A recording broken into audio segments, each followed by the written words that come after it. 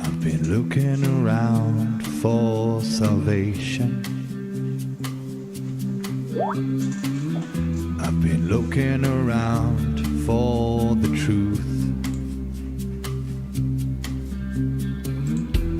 All around me I see frustration, and I looked all over till I found you. I sit and listen to your stories, and you're telling me, please don't worry. There's a lot in this world you should know, and love in life is where you should go. If you're looking for somewhere to go, if you're looking for someone to know, if you're looking for someone to guide you, then love in life will guide you. Goeienaand, good evening, fellow South Africans and citizens of the world. And my pesky little camera got out of alignment, but it is what it is. Okay, tonight's going to be a very, very interesting discussion.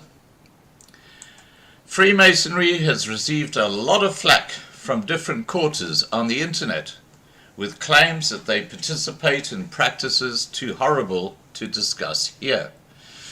Tonight we'll find out if these claims are true or baseless. There is an old saying, if you throw enough mud, some of it will stick. Let's start by looking at a short video of a Freemason lodge in Dublin, Ireland, just to get an idea of what happens or what they look like. And they are quite extraordinary. Here we go. Now, I'm outside the Grand Lodge of Freemasons on Molesworth Street in Dublin city centre. And like many people, I've passed this building time and time again, and I've always wondered what it looks like from the inside. Today is my lucky day where I'm going to do just that.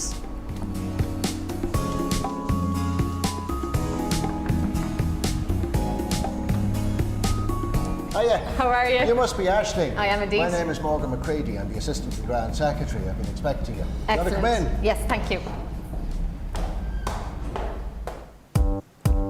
Everybody get up. Impressive from the outside, spectacular on the inside. This Grand Lodge of Freemasons building has been here since 1866, and despite some people thinking it's a closed shop, the public are free to go in to have a look around. However, to become a Freemason is a little different. To apply, you must be male, be over 21, believe in the existence of a supreme being, and as the organisation does not recruit, you have to ask to be one. I describe it in the words of one Dublin lady who found out all the things that we didn't do as harmless, is how I describe it. Especially Irish Freemasonry, which has succeeded in avoiding involvement in politics and religious controversy here in this country for years, which is quite an achievement. We're a north-south organisation with about 25,000 members. Men aren't very good at mixing unless they have something in common. That's a well-known fact. They have to have a football club or a car club or model railways or something like that, whereas women seem to be able to get on very well without these things. We are a fraternity in every village and town in Ireland. If you look closely, a bit like termites, you'll find Freemasons. I put it to you this way, we don't eat our young and we're not devil worshippers. Your average Freemason is ordinary down-to-earth chap. So what exactly happens in the lodge? Well, this here is the headquarters of the order. Basically, it's a local government for Freemasonry. We issue the warrants or charters that permit the lodges to operate. And we basically would wouldn't interfere in the autonomous bodies which are Masonic lodges. Now, in a lodge itself, sometimes very little happens. They're very good at talking about nothing. They'd have an agenda which is fairly basic: minutes, correspondence, treasurer's report, secretary's report, and then they may or may not have a Masonic ceremony. In other words, an initiation or a Masonic degree, bringing a brother to another level. Luke is 26 years old and has been a Mason for the past 4 years. I had friends in the order, and they were always doing charity events and that kind of thing, and I just wanted to get involved. And a bit of curiosity as well. It's a mad place, as you can see, you know, so I just wanted to kind of know what was going on. But I suppose reasons change, you know, like anything that people join. And I just kind of got to know the lads here, and just really sound people in it, you know. I would never hide the fact that I'm a Mason, but I wouldn't bring it up in general conversation with people I don't know, unless it came up in conversation. There is people generally, like Morgan was saying there, in Ireland, like, people are generally open enough, like, but there are people that have a stigma and have different ideas of what we are. You just have to look at the internet to read about it, and you get some pretty mad stuff. And for women watching who might be interested, there are some Okay. unaffiliated. There you go, guys. That's just a bit of an intro to our subject tonight. Now, joining us tonight are Arno and Gavin, who, among others, made a lot of statements in the side chat, claiming that Freemasons were evil or untrustworthy during our last live stream. Also joining us in defending Freemasonry is Bart and Louise. During that first live stream, I invited any of those knocking Freemasonry to come and debate the two experts who had joined us that night. Two detractors in the side chat put up their hands. All four have agreed to join us tonight to debate the claims and bring clarity to the truth. Please remember to subscribe to be kept informed, and to put your questions to any of our guests in the side chat. Moderators, please delete any offensive comments, and let's keep this debate clean. Okay, I will get our guests on. Here we go.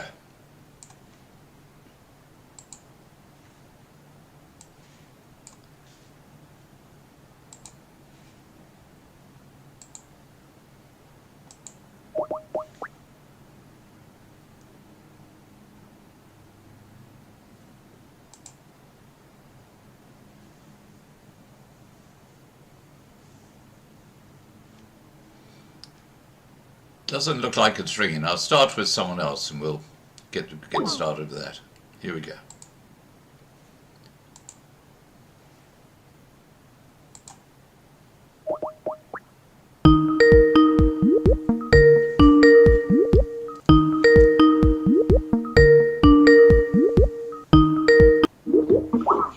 Hi Arno.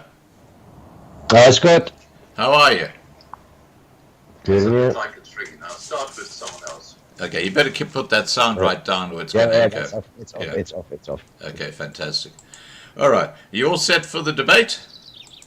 Yeah. Okay, Let's good. hear what they have to say. Let me just try and get Bert Smith on. And while I'm doing that, I'll try and get Louise on, and then we'll get Gavin on.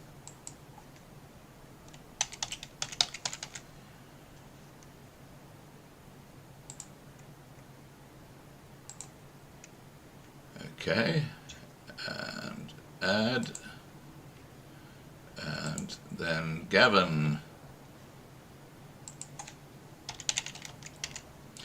We got a few people here tonight. That's cool. We got quite a nice group joining us. Okay, Bert's joined us. Hi, Bert.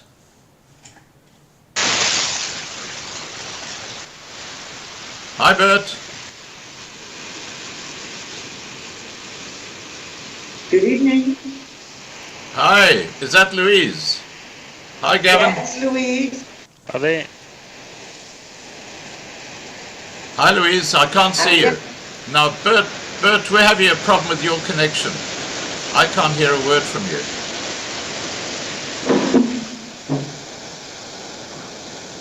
Louise, I'm here. Can you tell Bert to just restart, just go out of Skype and come back in again? Because you can hear the noise coming from his computer. I'll do that. I'll Yeah, just give him a call. right now. Yeah, just give him a call and tell him we can't hear him. Okay, we'll do that immediately. Okay, now, while we're just waiting for Bert to sort out his computer, Arno, meet Gavin, Gavin meet Arno, and guys meet Louise, who's going to be on the other side of the debate. Hi, guys. Okay. Hello? Okay, I'm trying to get hold of him. Let me quickly Okay. try again. So while we're just waiting for Bert to sort out his Skype, I'm going to invite you guys to introduce yourselves and summarize your interest in Freemasonry. Please keep your intros quite concise and do not bring up points that you wish to debate later. So I'll start with you, Arno. Can you just tell us a bit about your interest in Freemasonry? And, yeah, a bit about yourself. Interest in Freemasonry. Okay, so I'm Arno, I'm from Cape Town, loving life. Interest in Freemasonry? None really. Besides that, life has shown us a couple of truths about it.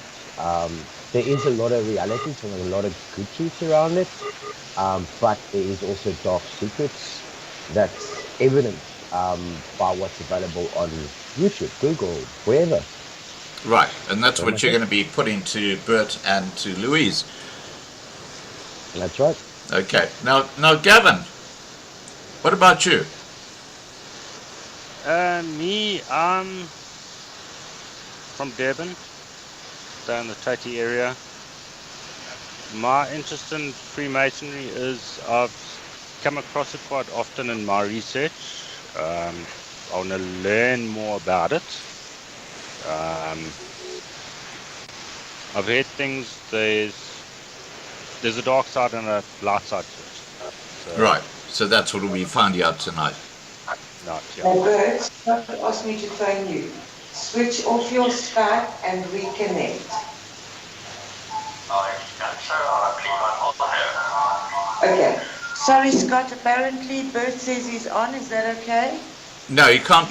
No, he's got to look. I'm going to close this call and I'm going to start again. And let's hope this time we get a proper connection from Bert, because all I hear from him is a crackling noise. Can you tell Bert that we're going to do that, Louise? I'm going to. Bert, you still on the line? No. I will tell him that, Scott. Okay, I'm going to shut this down, guys, and we're going to start again. Okay, because we can't have a debate with that noise. Okay, let's start again, guys. I'm going to start with Bert Smith, see if we get a better line, because that was shocking. This sounds better.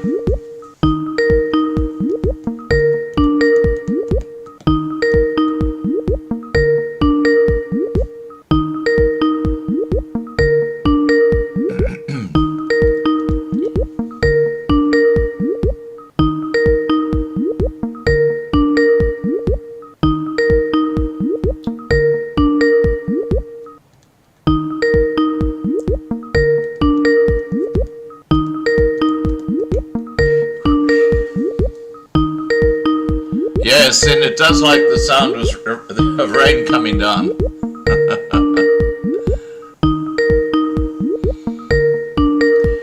Okay, it looks like we're having a problem with Bert.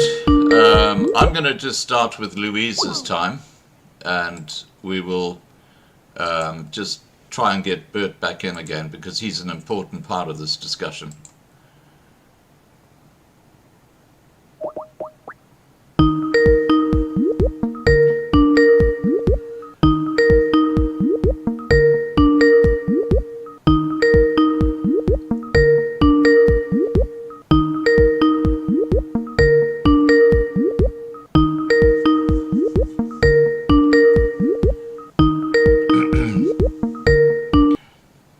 Hi, Louise.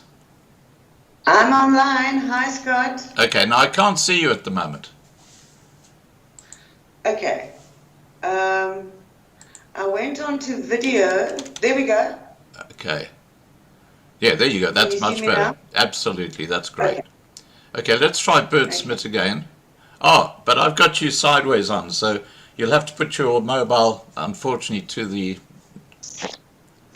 Yeah, unfortunately, See, but that's that okay. That's better, yeah.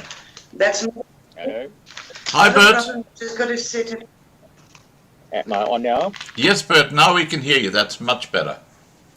Sorry for the delay. That's okay. Can you put your camera on, Bert? Okay, that's perfect, Louise, as you are now. That's great. All right. Okay, there's Bert. Now, let's get... well, you guys know each other, so I don't have to introduce you. No. Okay, I'm going to get Gavin and Arno on. They're going to be joining us tonight to discuss the subject of Freemasonry. So, yeah. Now, the format. Well, I'll wait till Bert and Arno get to us. Here comes Gavin now. Let's get Arno. Hi, Gavin. Are they? Here. I think I've just got 2 calls open at the moment. Okay. Yeah. Well, I just want you to meet Bert and meet Louise now they're actually on. Good evening there. Welcome. Evening. Hi Arno, meet Bert and Louise. Gavin and Arno have just met each other a little bit earlier before we restarted this call. Arno, can you move your camera down just a smidgen? I'm losing your chin. Not a problem. I was hoping to be able to get to the button so I can mute it when I need to. That's much better. Much better. All right. Now, we're going to be having a debate tonight. What I'm going to do is invite our debaters to introduce, we've done that. Arno and Gavin have introduced themselves, and we know Louise and Bert from last time. So we'll just continue on. Please note, guys, we're going to be sticking to debating what Freemasonry is and is not. Arno and Gavin, who are regulars on Loving Life Side Chat, will put allegations to or request further information from Bert and Louise, and then I will ask them to respond. I would ask all debaters to respect my intervention if I feel it is necessary. After Bert and Louise have responded, the debaters will be allowed to discuss freely, but please do not interrupt, rather wait until the person speaking is finished and then respond. You'll all be given a fair go. And as I said just now, let's stick to the facts where possible. And before we start, I'm going to give Bert time for a short introduction, not exceeding 5 minutes, on the following subject regarding Freemasonry. Freemasonry and the Invisible College, Freemasons bringing civilizations to previous barren lands, and Catholic objections. Why did the Roman Catholic Church so strenuously object to Freemasonry in past ages? Okay, Bert, you've got 5 minutes. Over to you. Thank you. Let's start off with the statement that we're there to defend it. I'm certainly not here to defend Masonry. It's not necessary because Masonry has been felt not guilty of any of the accusations made against it in proper court of law, in proper parliament institutions of parliamentary inquiry, with the public, everybody give their inputs over and over. Even Now, Bert, yeah. Sorry, Bert, we're getting a bit of feedback from someone. Has someone got the has someone got the program running in the background? Well, I haven't. Okay. I haven't. Okay. Yeah, I'm getting like a noise from someone. Okay, guys, can I ask you to put your sound off? Albert, yeah, Sound. put their mics off while someone's... Yeah. If you guys all put your mics off while someone's speaking. Do you know how to do that, Gavin? I've been off the whole time. Okay. Louise, can you turn your mic off while you're not speaking? My mic is part of my phone, so Okay. let me see how to do. All right. that. Don't worry. So We'll just see if reduce that's the sound. We'll just see if that fixes the problem. Sorry, back to you, Bert. All right. So we gladly answer questions. That's the information is out there. I want to make a statement which I think is self-evident. There's a tremendous amount of information out there, an overflow of information, and the internet is not really a source for proper, unbiased research, unless, of course, you use the resources on it. That is evidence, and I suppose a lot of people get confused because what evidence or what facts are considered evidence in as well as evidence. But we're here in a friendly fashion, so and really to resolve misunderstandings and facts and to put things right, and also from our side to learn of facts that which obviously we might not be aware of. I wanted to make a specific statement to put the framework out there, and that is what Freemasonry is and what Freemasonry is not. Now, I think if we stay in that framework, we won't go off too far. Freemasonry is an organization of believers. When it was formulated, the new modern Freemasonry in 1717, it was trying to bridge the gap between the religious and the civil wars that's been raging through Europe all the time. You remember even after Van Riebeeck landed in the Cape, there was a civil war in England with Oliver Cromwell taking over Parliament and ruling as a tyrant. This religious wars has been going on for ages. The Catholic would get into power and beat up on the Protestants. The Protestants would get into power and beat up on the Catholics, and both would beat up on the Jews, the Hindus, the Muslims. So when Freemasonry were formed, they said, here's a group of men that agreed in a sole creator of the universe. That God is central in our lives as the fatherhood of God. When you accept the fatherhood of God, logically, you have to accept the brotherhood of God, of man. These men can even agree that God compels them to do good in their own communities and serve humanity. Thereafter, we shut up and we get on with the job of serving our communities, of self-improving and making them good men better. There's basically two models, despite the plethora of different side degrees or concordant degrees or affiliated degrees. And I think this is where the huge misunderstanding comes in. This is, you can Google how many degrees in Freemasonry. In proper craft Freemasonry, there are 3 degrees: entered apprentice, fellow craft, and a master mason. If you want to go on to any of the other, you have to join a concordant organization, such as the Scottish Rite, most popular one, or should I say the one most internet, because 99% of the South Africans that do research look at the American internet. They seldom get onto the Dutch, the German, the English, the Scottish, or any of the other internets. So Right. their vision is limited to that. Now, Bert, we've covered 4 minutes. Just can you wrap up your introduction, because I want to get on with the debate. Yeah, I think that's all that needs to be said. Okay, fantastic. Now, I'm going to Gavin, Bert, if you can turn your mic off while you're not speaking, because we're just getting a bit of feedback there. Okay. Okay.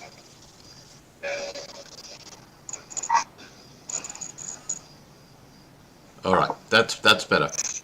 Okay, now I'm going to turn over to Gavin. Gavin, let's kick off with you. What would you like to ask our 2 experts on Freemasons here?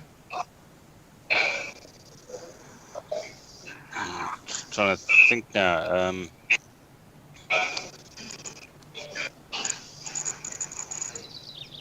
Okay. I don't want to be very religious about it or anything, but you have to be religious to become a Freemason.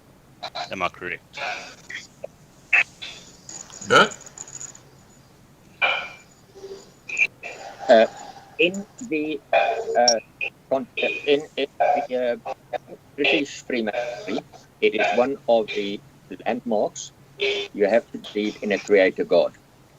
And for certain of the countries, you have to profess not only to be a Christian, but also to believe in the Trinity, because you will know that not all Christians believe equally in the Trinity. Okay.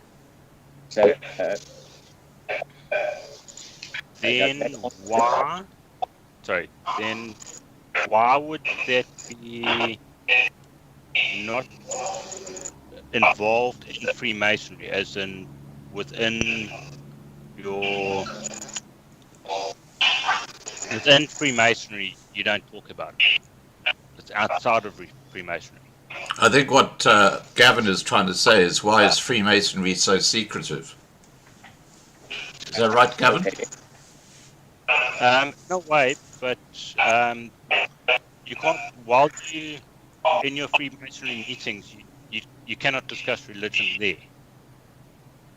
But you Yes, have to be religious to become part of that. Are you with me? yes, because we are not a religious institution, we are a philosophical institution serving humanity. And the same applies. I've worked for national organizations that in the old days, now they don't do it anymore because of the Constitution. If you were not a Christian, you not join them. But if you work for Toyota or any company, that's not, religion is not your job. You just have to, because that gives you a certain spiritual framework, and they know this is material that they can work with. Right. Now, Louise, would you like to add to that? Yes. There are obviously different constitutions. You have the English Constitution, you have the Dutch Constitution, you have the Netherlandic, you have the South African. And various constitutions have various requirements in regard your religious belief structure. I'm not a religious person. I have to speak, I have to speak from a personal perspective, because me becoming a Mason was a personal journey. For me, Freemasonry is not a religious situation. It is more spiritual and it's more philosophical. And I'm happy to approach the subject from that perspective. I'm happy to approach Freemasonry from the philosophy as opposed to the man. I'm not particularly interested in discussing Freemasons as people, the men, because in my opinion, and in my honest opinion, are all Freemasons good people? No, that's not true. But the philosophy is beautiful, and that's why I became a Freemason. It's not to achieve anything, and it's certainly, from my personal perspective, not a religious orientation.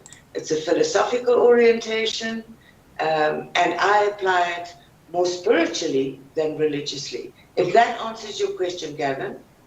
Okay, now I just want to respond to the side chat who are also picking up these feedback sounds. Guys, we're doing the best we can. I think Louis' comments there were flawless. There wasn't any sounds in the background. The sound feedback seems to be coming from Bert's side. I'm not sure what's happening there, but there's been a general consensus in the side chat, guys. If you can just keep your mics on mute, all of you, unless if you're speaking, and that should hopefully resolve the problem. Now, Anna, I'm going to go to you and just put any question you'd like to our guest tonight. Over to you. Are you sure about that? Absolutely. Go ahead. Fire away. Okay. Let's start off with the first thing that was said earlier, that let's call it the modern Freemasonry started in the 1770s. This is also when pretty much everything around the world started, which was quite spectacular. We're talking about independence of America, the right to the Declaration of Independence. We're talking about Adam Weishaupt's with Illuminati. We're talking about in South Africa, 1772 or something like that. Our Freemasons, lodges and stuff really started popping up in South Africa. But okay, so that's as you said, the modern thing. But let's go a little bit further. Where did Freemasonry start? It obviously didn't start in 1770 or around about there. It goes far, far beyond that. I mean, you got to look at the word, the essence of Mason itself. What will the Mason, the bricklayer, signify, originally? So let's start off. One of the guys asked, what is the penalty of speaking out, of the silence? So I'm going to just read you a little small bit. I'm pretty sure if you pass the first degree, you should know this. So it goes, the penalty for breaking this great oath shall be the loss of my life, that I shall be branded and be marked as a traitor and slain according to ancient custom by being a throw-tailed, that my body shall be buried in the rough sands of the sea's gable's length from the shore where the tide regularly ebbs and flows twice in 24 hours, so that my soul shall have no rest by night or by day. Now, the question is, number one, which oath is this? And that should immediately tell you where to start it and what it is. So, I don't know, any one of you guys... Oh, and there's a difference between philosophy and theosophy. Okay, Anyway, Bert. can someone answer that, please? Yeah. Anna, can I just come in? Okay, sorry, Bert. Let Louise speak. Bert, just let Louise go first, and then we'll get to you. Louise? Anna, I hear exactly what you're saying, because when I started doing my research, that really, really riled me, especially when they connected those oaths to the P2 murders in Italy, etc., etc. I'm very, very aware of that. Having done research for many, many, many years, and having done my first degree officially as a Mason, I did not have to take that oath. And that is a guarantee. I did not have to take that oath. I do not believe that your tongue should be May I hooked ask a out. question, please? Hang on, Anna. Just let Yes. Louise finish. Carry on, Louise. No, Anna is welcome to ask. Anna, ask, please. Okay, Anna, ask. I just want to ask, seeing that you are a female in a originally all-male secret society, because there are secrets in behind closed doors, obviously you are not part of the ordinary normal sides of Freemasonry. Obviously you're part of the, let's say, the Daughters of Job, if I remember correctly. Can I come in here? Yeah, Bert. You go ahead, Bert. Right. I've got a double answer there. Number one, if you look at this in context, you have to look at it in terms of the ancient landmarks for British Freemasonry is that they believe in a deity, and the last one is you cannot change the ancient landmarks which are derived from the Bible.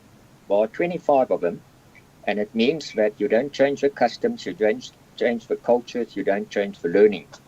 And these were biblical penalties that has been with us from over all times, through all the ages. In the ritual, where in the continental region, the obligations are basically the same, but the candidate are told very, very explicitly, number one, that this is a ritualistic obligation done as it's been done through the ages. You know that these penalties were still, some of them, extracted in the time of Jan van Riebeeck. The last witches were only were burned about, and that type of penalty stopped in 1826, 10 years before the Great Trek. So it was still very, very recent. Secondly, the candidate is told specifically, and this is seldom quoted, people quote the portion that you quote, then they neglect to quote the next sentence that says, or, that is the alternative, or the more severe punishment of being branded a willfully perjured individual, free of all moral worth and totally unfit to be accepted In any society of men and women who value honor and virtue higher than the mere external advantages of rank and fortune.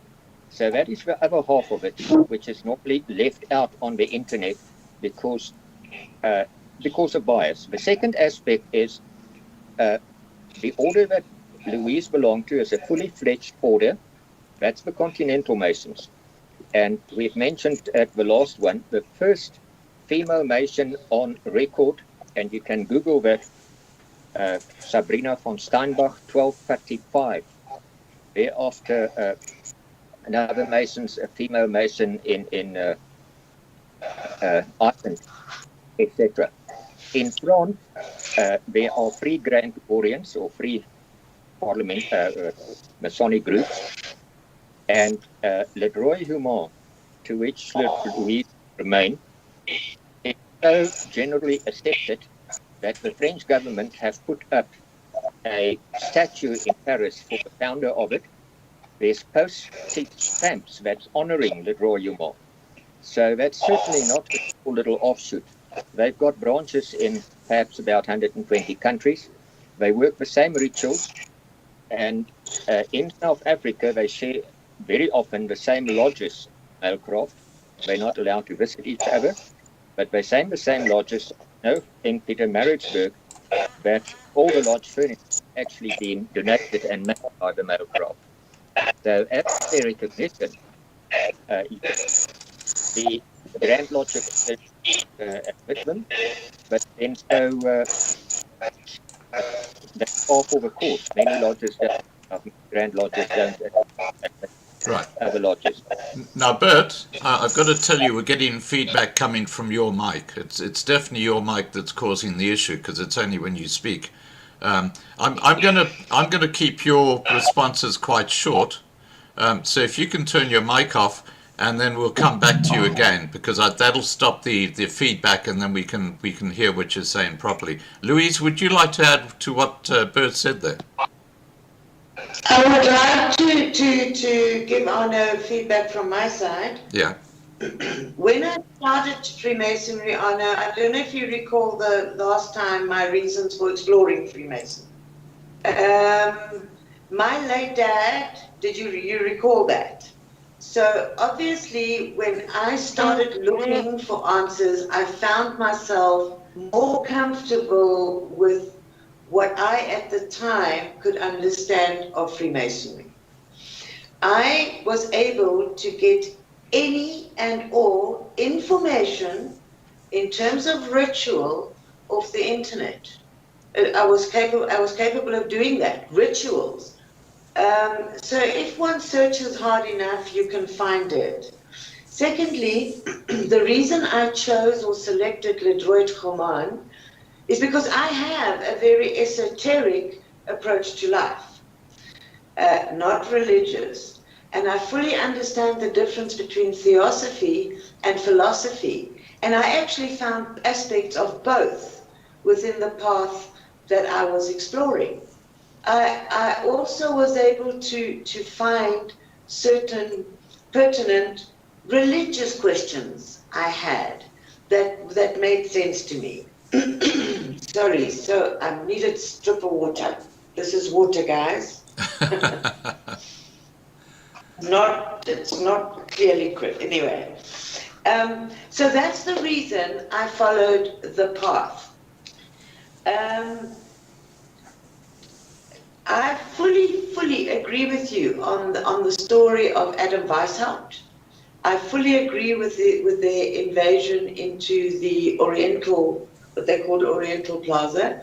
I certainly know the story of he was caught in the Bavarian countries, kicked them out, and they warned them about the French Revolution and the games those people were playing. But I want to tell you that the Illuminati under Weishaupt and the Rothschilds and all of them planned this invasion into Freemasonry. After they went in there, and sorry, I don't have that information at my fingertips because my computer is still not recovered, but some of the leading authorities in Freemasonry at the time regretted that move. Since then, every time anything happens, Freemasonry has become the scapegoat. I saw today, and being an avid researcher and conspiracy theorist, believe me, there was a documentary that was posted on the, what was it, Freemasons that have imprisoned thousands of children in caves. And all they show are the caves. They don't show the children. They don't show the evidence. So from my perspective, I found answers that I was looking for, and it made sense to me. And that is why I decided to join Ledroit Human, which is like Bert explained, the origins. It's co-Masonic, so it's both men and women in the same lodge. That's why I became a Freemason, because they could answer questions that I couldn't find answers anywhere else. Okay. Now, Bert, can we go back to you again? Yes, I'd like to come in on the Illuminati aspect. Let's look at the logic behind it. The Illuminati has put forward at least a 4-point plan, one of the documents that I was able to peruse. One of their main objectives is to demolish all monarchies. The Mason takes a specific oath not to get involved in politics and to obey the laws of the land where he is domiciled at that stage of his life, and not to get involved in any plots, etc. That's a formal obligation that he takes. And when he becomes a master mason, or when he becomes a master of a lodge, he takes an oath with his hand on the Bible that he will not allow such discussions in his lodge. Furthermore, in his charges, he is remembered of his obligation of the land that gave him birth and his loyalty to that land. Secondly, the Illuminati's plans, one of the objectives is to remove all private property. Once again, the Mason is obligated to keep the ancient landmarks. And if I can just have a look quickly at one of the landmarks here, although I would suggest that afterwards people, just give me a moment.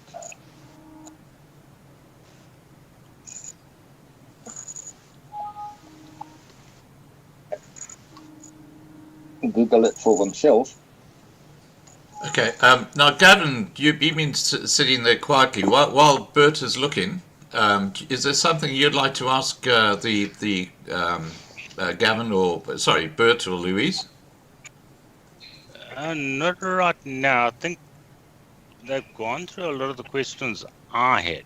Okay. Just trying to think through the next one I had. I'll come up with one now. Okay, we'll come back to you, Gavin. I'll just go back to Bert, and we'll just see what he's come up with. Okay. The landmarks are all derived from the Old Testament. Just a small glitch. Let's get back to it. In the meantime, Arno, I can see your research. I understand your theories. Can you hear me? Yes, ma'am, I can hear you. Sorry, just one quickly thing. While Bert is digging up what he's busy finding, just bear in mind that you can be any religion to be a Mason, a Freemason at the end of the day.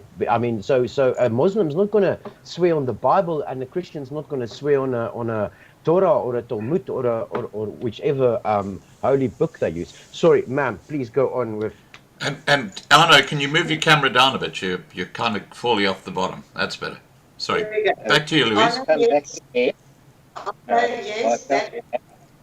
Hang on, Bert. We'll get back to you. Yeah, carry on, Louise.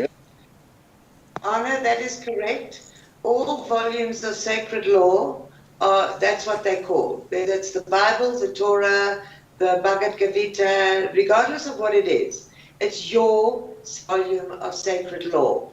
There comes with it a certain amount of respect and understanding for that, which one can obviously appreciate. In terms of the biblical text, I find the Bible an incredibly valuable book on ancient science and history, etc., etc., even though I'm not bound by any particular religion. So I can accept and respect that. In terms of that, in terms of the religion, in terms of everything else. And I do appreciate both you guys' inquiring minds. It's the same journey that I walked, and it might not end for all of us on the same way. But I do appreciate your inquiring minds. I would like you to know that. All right, Bert, back to you. Honor, we've actually mentioned this in the opening. If you believe in the fatherhood of God, then from there follows the brotherhood of God, of brotherhood of men. And we get together not from a religious standpoint, but as people that has been created by the one single creator. We are all his children, whether we believe it or not, whether we like it or not. There are many of the religious groups, and this is, I think, where the problems comes in, that wants to read the Bible only from the Old Testamentic view and completely negates the New Testament. And because we are not a religion, we get together and we do the job of serving humanity and serving the community. Much like motor manufacturing, any other company has got numerous nationality creeds. I served in the Navy. I served shoulder to shoulder with cadets that were both Hindus and Muslims. And they're loyal to South Africa. They're loyal to the country. They are citizens as you and me. And to discriminate against them is really not what Masonry is about. So that's the first part. The landmarks, as we said, we shall comes from inter alia Deuteronomy 19:13. Thou shalt not remove thy neighbor's landmark, which they of old have set in their time. That is their inheritance, which thou shalt inherit in the land that the Lord thy God has given you. Deuteronomy 27. Cursed be he that removes his neighbor's landmarks. We're back now on the Illuminati. They want to destroy property. We believe property should be kept. They want to destroy families. We see what Biden is doing. There will be no sexist in educational institutions. This is completely opposite to what Masonry stands for. This is why for so many centuries, in terms of our old landmarks, females were not allowed in the British Constitution, but are certainly in the other half of the world under the continental constitutions are allowed. Hopefully that answers part of your question. Anna?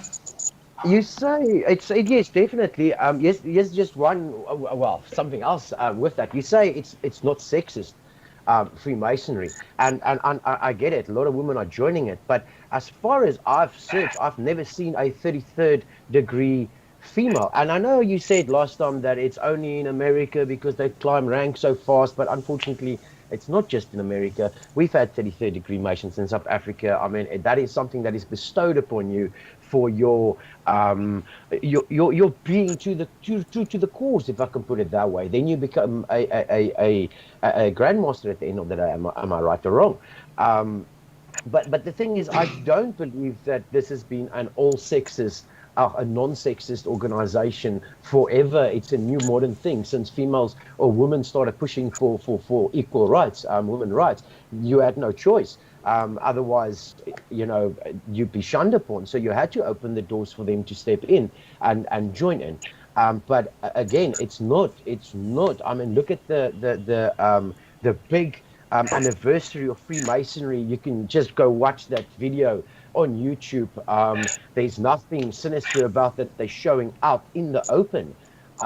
So I don't know. I see what you're saying, that the modern perspective is not sexist, but it's not always been like that. I mean, what is the point of the male phallus then? The pyramid or the obelisk? I mean, that is Nimrod. I mean, I was asking a question earlier. Who is that oath from? The oath is Nimrod's oath. It starts with Nimrod. Nimrod is the master mason. He is the builder of the temple of the temple of Babylon. Bert? He I is think that is Hiram Abish. Well, if you can quote anywhere in scriptures where Nimrod, I know this is part of a fallacy, that Nimrod is the first mason. It is not the first mason. You will find it nowhere in scripture. You'll find it nowhere in documentary proof. I'm referring now to the oldest document. Tower of Babel. Hang on, Anna. Yeah, carry on, Bert. The Regis document, you can read it, you can Google it, it's in the British Museum. The Cook manuscript that takes that account, and that history goes back to Lamech, that predates Nimrod. There are fundamentalist preachers that makes this accusation. So I've seen 4 or 5 of these so-called documentaries that put Freemasonry as being derived from Nimrod and being derived from Cain. But there's no scriptural evidence for that. It's made up. And to say that I read it in a book, that's not evidence. There's 60,000. It can't be derived Okay, from Bert, Cain, because Bert, Cain was hang on, for Noah. hang on, Anna, hang on. Bert, can you just shut off your mic for a second, because we were getting some feedback. So, okay, over to you, Anna. Go ahead, Anna. Okay, so Hiram Abish, that is Nimrod. That is the widow's son. Okay, so if you look at all the scriptures, pretty much they all point to Nimrod or Tammuz at the end of the day, who built Babel, and he was the one who was the mason, because he had the masons to build this big building. And from there they went over to Egypt when I think it was Kus, his uncle. He killed him. He cut him up in 4 pieces. He sent him out to the four corners of the land. And then his mommy, which was Ramses, what was her name? Semi-Ramses, actually collected these 4 parts. Well, there was 5 parts. She could never find the 5th part. She actually went over to Egypt. In Egypt, she actually resurrected him as Osiris. And I mean, this is not someone's a story or video clip or whatever that they made on YouTube. This is actually scriptures. You can go and read about Nimrod and what's his name in anyway, the giant. You can go read up. I mean, this is all truths. Even the Bible talks about it. There's a lot of places where they actually point back to the stuff. Then you can also go look at books that was not included in the Bible.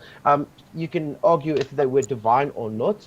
Also, you could argue if whoever decided the last binding of the Bible was divine or not. But there are other books that even Jesus Christ referred to that then should be in the Bible, and they refer to these kind of stuff.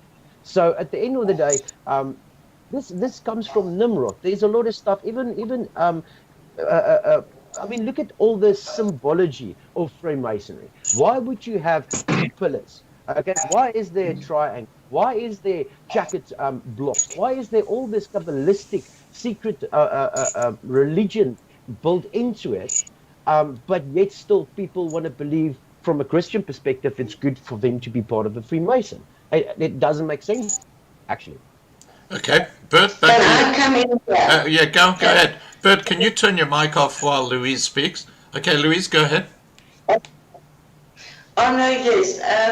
You referred to Nimrod's oath. I'd like to get back to that. As you can see, there's a lot of grey hair here, and I might forget that. In terms of the widow's son, it certainly has got nothing to do with Nimrod, as you state that. It has to do with the pillars that you mentioned, Boaz and Yakin. It's the sons of Ruth in the Bible, okay? And there's a lot of wisdom. 2 giants. Boaz and Yakin is actually 2 giants.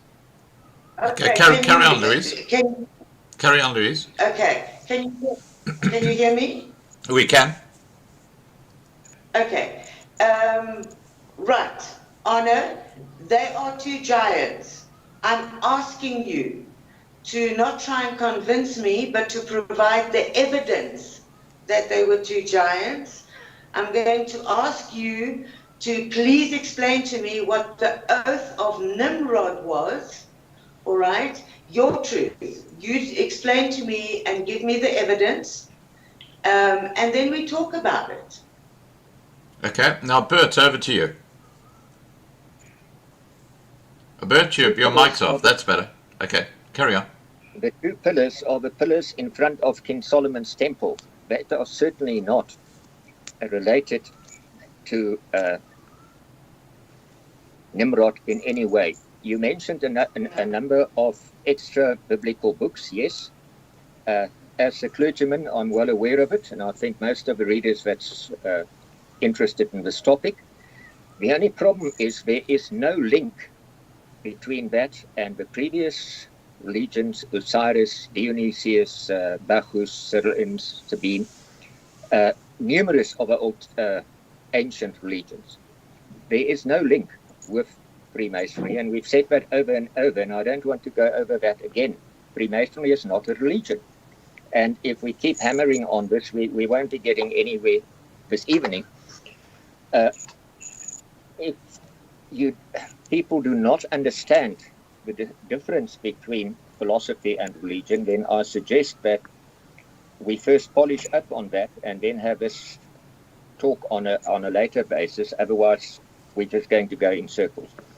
The further aspect that was mentioned, that the giants was the Nephilim, and there may or may not have been a giant with the name of Yachim. Yachim and Boaz is the two words for strength and for stability. That is in the Hebrew, and that form part of the pillars that you can read that up for yourself. The widow's son, you can read the name of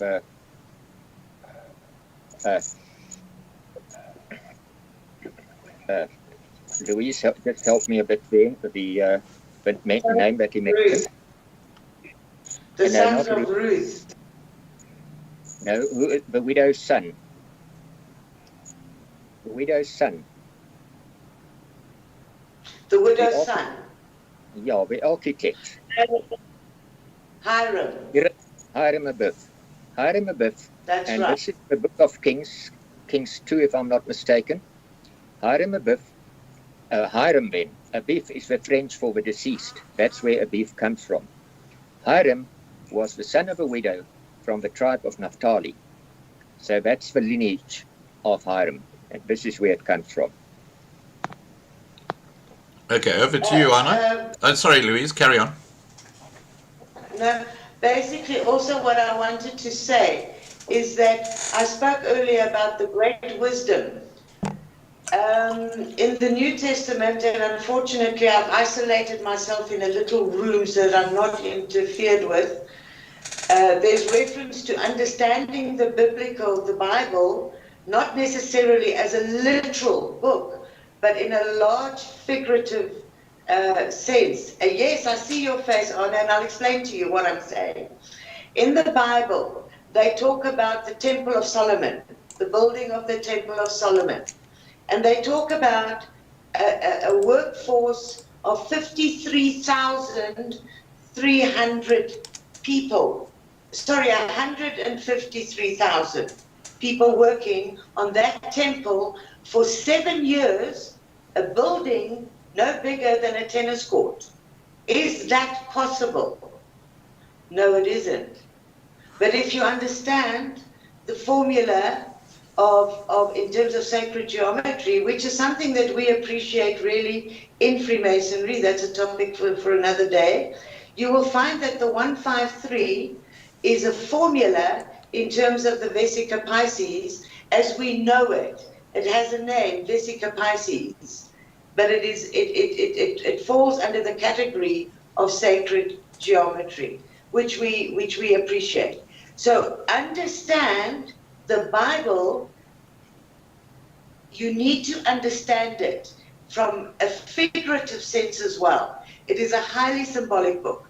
It's one of the most magnificent books that I research. And I find a lot of answers in that.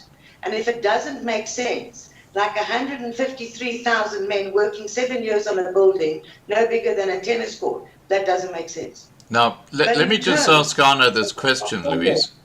Let me ask Arno this question. Arno, are you comfortable that Nimrod had no association with Freemasons now? Because that seems to be the question. No, definitely not. I'll quickly. In Egypt, the mysteries or institutions of philosophic rebirth were called Isis, and those born out of the temple were designated sons of Isis.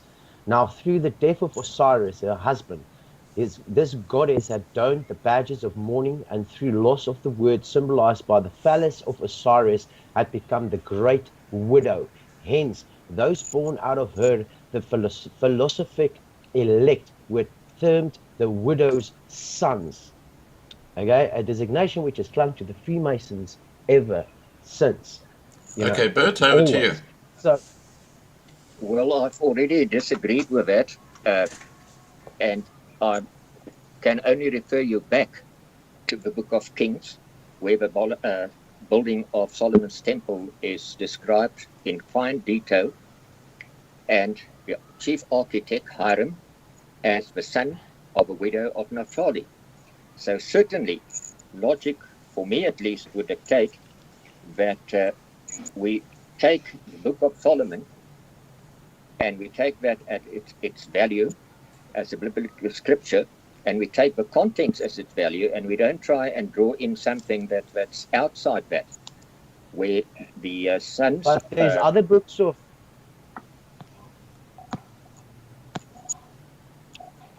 Sorry, Arno? Okay, I want to just make one further statement. Okay, carry on, Bert. Sorry, I just wanted to Hang on, Arno. other books of Arno, hang on. Solomon as well. Arno, hang on, you get a chance. Bert, over to you.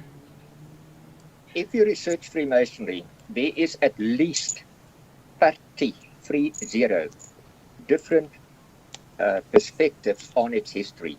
Its history is lost in the midst of time. Many astute scholars have spent many years in coming to different conclusions. There are those that believe it stems from Rosicrucianism. There are those that believe it comes from the Essenes, because there are so many correspondences with the Essenes, from the Commercine builders, from the Knights Templars. And the fact that there are people that believe it comes from Nimrod, so be it. But there are at least 29 others. And the one that I prefer, because I've got the scriptural evidence for that, is that Hiram, and by the way, the Hiram legend was only added in about the 17th century. So only after 1770 did Hiram, or the widow's son, for the first time appear. The Rosicrucian origin came from Bruce, King of Scots, in 1312. And that has got no link whatsoever with the Egyptian stream that comes from the Knights Templars. I hope that sort of could give that different perspective, because there's quite a few perspectives on this. Right. Now, look, we could debate this all night long, and I think that we've obviously got obviously two different perspectives here, which is fine. That's what you do in debates. But at least we've now heard the perspective of what Bert has to say. Louise, is there something you'd like to add before I go back to Arno? Yes, I'd like to say to Arno, we do acknowledge the fact that widow's son plays a role in our rituals. We acknowledge that. We will tell you the name of the widow's son, Hiram above. You can go and research that. We certainly do not have Isis and Osiris and all those people in our rituals. I'm sure if you go into the ancient mysteries or the mysteries of Pythagoras or whatever mystery you like, they would be there. And you would also probably find some wonderful philosophy or esoteric wisdom in those. But I guarantee you, they are not a part of the Masonic ritual. Now I want to come back to the word ritual. A lot of people have an issue with ritual. I explain this ritual as a drama. It's an unfolding drama of understanding the whole feel of getting into it. Many years ago, I explored alchemy. And the first ritual was like, wow, this is quite scary. But in the drama unfolding of that, I found it made sense to me. It's like an unfolding drama of exploring your own truth. So just to top that, but I guarantee you, if you go and do your research, and you're welcome to phone any Mason, you're welcome to go into a Masonic lodge, you're welcome to ask about these questions, and we welcome that. But Isis, Osiris, Bacchus, Dionysus, that was all part of my exploration, has got nothing to do with Freemasonry as we know it today. Prior to 1717, there was what they called the Atholian Masonry, which was the ancient craft. And if you go and do a bit of research, there was a bit of trouble there too, because the Atholian Masons did not accept the unification of the Grand Lodge. They were bitterly opposed to that. And I so happened to be in contact with descendants of that particular family. So there's many histories and lines, as Bert has spoken about. But one thing I guarantee you, you are welcome to go to any Mason, to any lodge. And as far as I'm concerned, the only two things that are a secret right now are the modes of recognition. Okay, the Masons don't hide their buildings. There's big insignia on the buildings. Some Masonic lodges even advertise their Masonic meetings in the local newspaper. They have open days for people to come into. So really, I found the Mark Mason rituals. I found the royal, oh my goodness, on the internet, actual ancient books of ritual, I have found that I was able to go through. So it's open. So please do that. Explore. Look for the ritual books on Freemasonry and see if you can find anything other than what we're sharing with you. We've got no reason to lie to you about this. We'll tell you who our widows are. Manly P. Hall literally has this out. I mean, he's got his books out on the rituals. He literally states that the best ritual is a young man's blood. So I mean, this is not how can I say a speculation or conspiracies. His books are out there. You can go read it. The voice tapes are on YouTube. I can play it for you now. I've actually got it open in the tab. So I mean, yes, you said earlier some of these guys infiltrated, like Adam Weishaupt and Manly P. Hall, Edgar Kelly, Casey, all of them. I mean, how can they all infiltrate?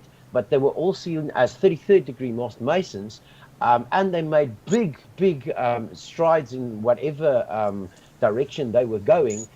They were looked up to. They still looked up to. But they were occultists. They did sacrifices. They did blood sacrifices. A lot of them literally admitted to being Satanists, like bowing down to Jabulon. I mean, and that is the god at the end of the day that they all bow down to. Bert, I can see you.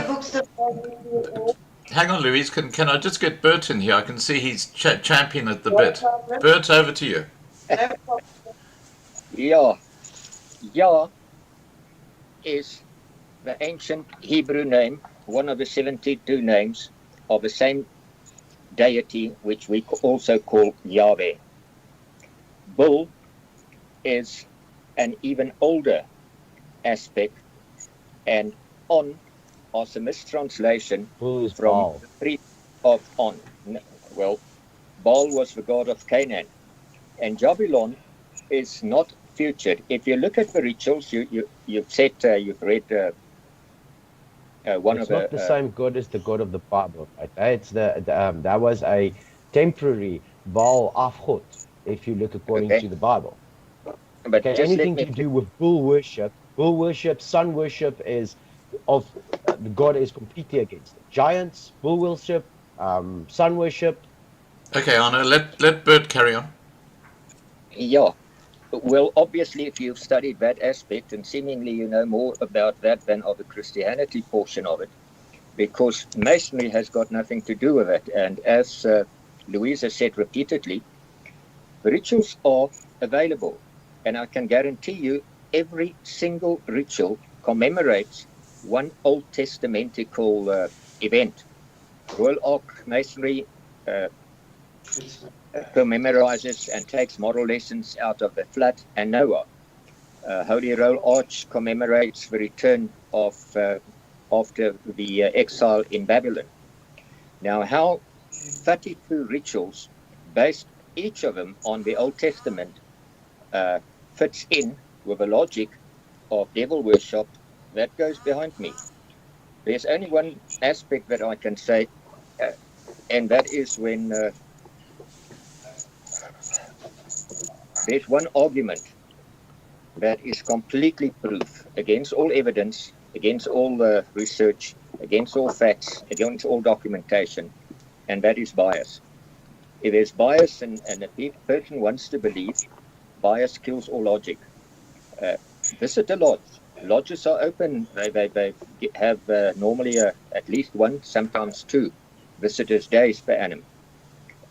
Read the rituals for yourself and see for yourself and decide for yourself how this gels with the versions that you have read that outsiders have written about it. The satanic aspect, we've But covered you that only in depth. Hang on, Arno. Hang on. Carry on, I'll Bert. finish it off shortly. The satanic hoax has been exposed for more than 185 years. The tax seal hoax, the Albert Pike hoax, it's even the Catholic encyclopedia that admits to this hoax. Google it. Albert Pike, the lie that will not die. Leo Taxil and the satanic hoax. It's out there. So I don't think there's any advantage to be gained to going back and retreading all that again.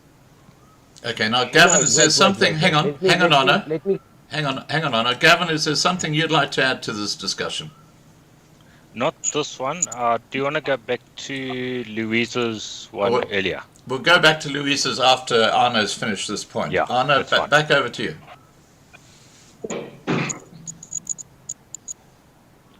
Yeah, so here's the question, right? So if a first degree Mason, let's say the first level, only learns the knowledge from his master and so on, obviously me walking into a Masonic lodge, they're not going to tell me the truth. I mean, yeah, come on, that doesn't even make logically sense, to be dead honest with you. Bert? Okay. And we know that Louise, the secret okay. has a secret everything in the background. Louise, let's go to you. Okay. You know, we all know about Manly P. Hall, Edgar Casey, Willemshurst, etc., etc. I've got one question, Arno. In which lodge was Manly P. Hall? Where did he come from? What constitution was he part of? Was he part of the British, the English? Where does he come from? He's a brilliant author. And I must be honest, I haven't come across his Blood of a Young Man yet, but I'm open to it. You give me the evidence, I'm open to that. But when you say so-and-so was a Mason, please have more evidence than that. I am a Mason, first degree, Theano Lodge, Pretoria. So it's easy to call people Freemasons. They say all the ex-ministers and presidents or whatever. Who were they? Who was their lodge? What was their degree? What was their constitution? And then you will probably find more answers as to what and where they come from. And I do take in work from Manly P. Hall. He was a phenomenal author, and Edgar, and everybody else. I can appreciate that. But I'm not prepared to take a quote quite possibly out of context and put it into the context of Freemasonry as we know it today. Right. Now, I just need to add to. Hang on, Arno. Arno, please. Arno, please just respect. I'll get back to you, okay? I just need to put a comment in here. A very good friend of mine and one of the Loving Life family is a 3rd degree Master Mason, and he's a highly respected doctor. And I've had a chat to him about this subject regarding these rituals and all this sort of stuff. And he's made it quite clear that he has never, ever, in all his time as a Freemason, he's been lived there a long time, he's never seen anything that's been satanic or evil or anything like that. And I take his word completely. Now, okay, I was going to ask Gavin. Gavin, you wanted to ask Louise something. Please, go ahead. Yes, I just wanted to go back to, right in the beginning we said with Freemasonry, with religions, it was only if you're a Christian you could come in.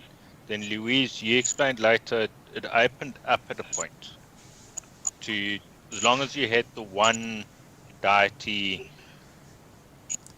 i.e. Muslim or whatever, i.e. Muslim or Christian or anything.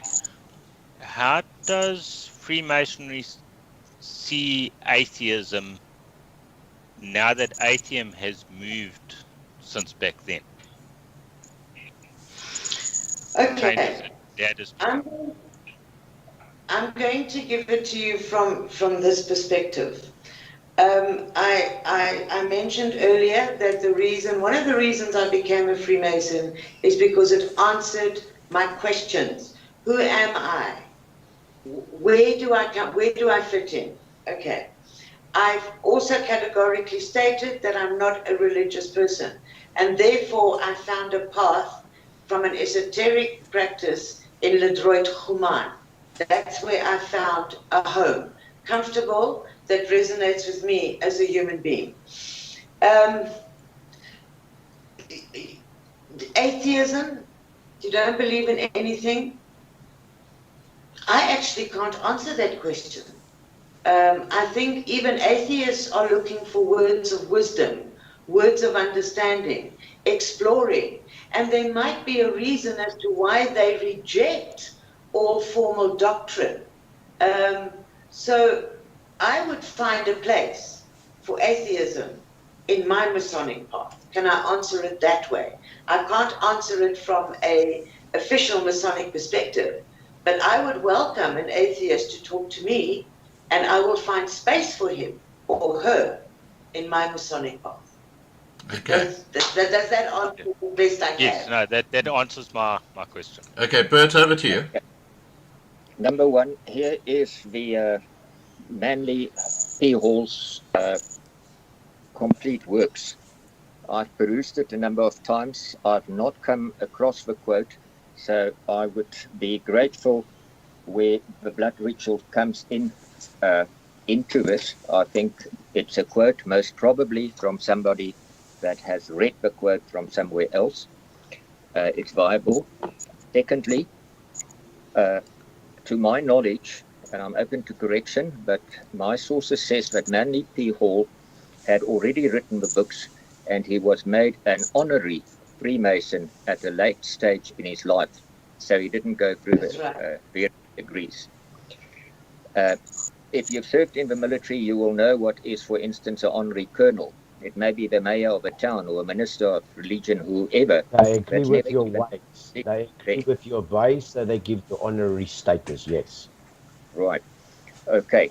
So the other aspect is obviously, and we've stated that repeatedly in the past, no man can speak for Freemasonry as a whole. If I write a book on Masonry, it's my perspective. And the fact that I'm a Mason does not change or influence it, or does not portray any of the philosophies, etc., of Masonry. So hopefully, and as far as Edgar Cayce is concerned, I would also like to know where that quote came from. I attended an organization, the Association for Research and Enlightenment, which is the Edgar Cayce Foundation, and I've never read any of his readings that he expresses anything about Masonry whatsoever. So if there is a reference, I would really like to see it and enlighten myself on an aspect that up to now I've not been able to find. Okay. Now, before you come in, Anna, I just want to address people watching the live stream. Please remember to subscribe to be kept informed to Loving Life. Please put your questions in the side chat. I will be putting those questions to our guests later, but it's important we keep the flow of this debate going. So, Arno, back to you.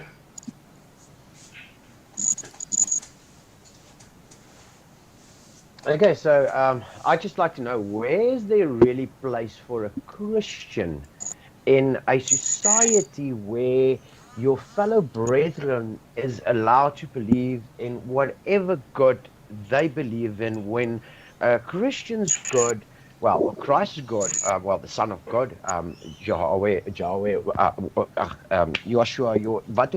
whatever you want to call Jesus at the end of the day, he believed in the ways that his father set out the centuries before with the religion.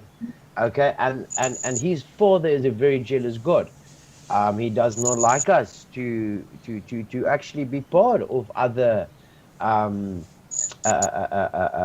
sects at the end of the day, which means where does a Christian really stand in a society such as a secret one like Freemasons, where you can pray to whatever God as long as you believe in a God, in a society where you will not necessarily know what's the deeper workings if you are not privileged to it. I mean, if they feel that you're not gonna abide or keep your mouth shut or keep to their line of thinking, they're going to keep you to the right-hand path, let's call it that way, and you'll be a good religious third-degree Mason. Or they can say, listen, we see more potential in this guy as a pusher of the true meaning behind it, and then they will enlighten you into the darker secrets behind it all.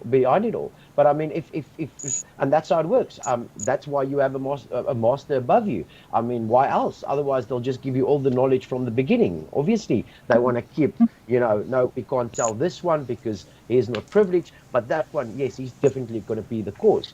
And they work it whichever they want. I mean, look at most of the guys sponsoring or throwing money at wars and stuff.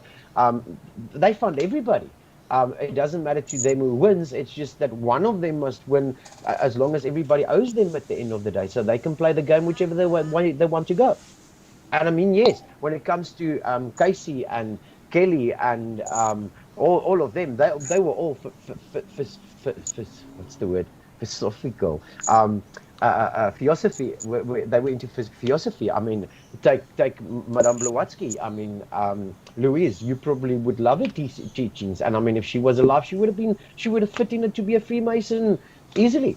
So I mean, my question is just, how do Christians fit into a secret society where it's not about the God of the Christianity as we see it, but a God of multi religions, which we know it's not the same God.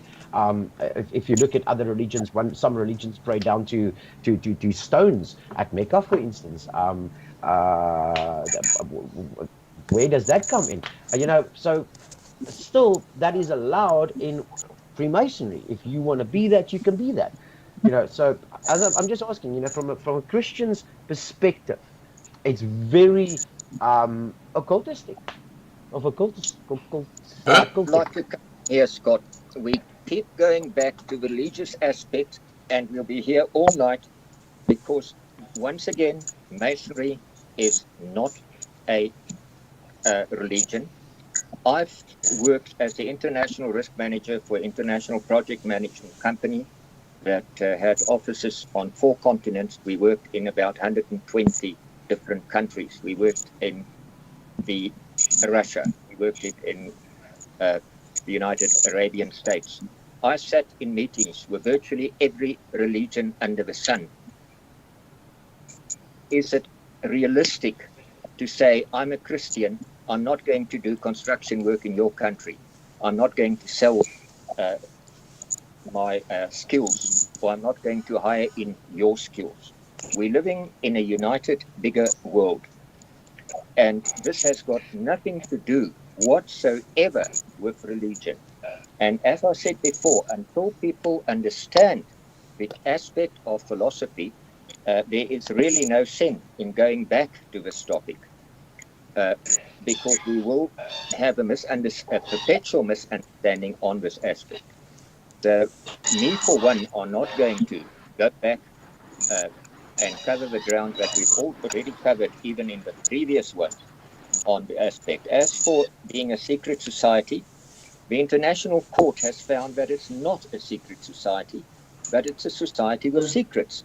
Just as you have got trade secrets, in the country where we are in, our secrets or confidentiality is protected by the Constitution, it's protected by the Bill of Rights, the Telecoms Act for interception of communications, the Post Office Act, the Protection of Private Information Act, there's Act that protects your client list. So if people want to make a big thing about privacy and make it sensational and salacious and hammer on the secret side of it, so be it.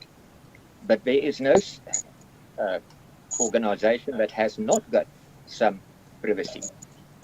Most Christian members of any denomination will not be allowed into the meetings of the synods of a church because they're not a member of a church. And in your parlance, they won't be allowed because they are not of higher rank, and only once they are seen to toe the line, etc. So that's not really, from my side, the type of argument I think that carries any logic. I, for one, are not going back on the religious side, because that's not what Masonry is about. Right. Now, Louise, is there something you'd like to add? I would like to add to that, yes. Exclusivity, differentiation, judgment, criticism is primarily part of where we are today.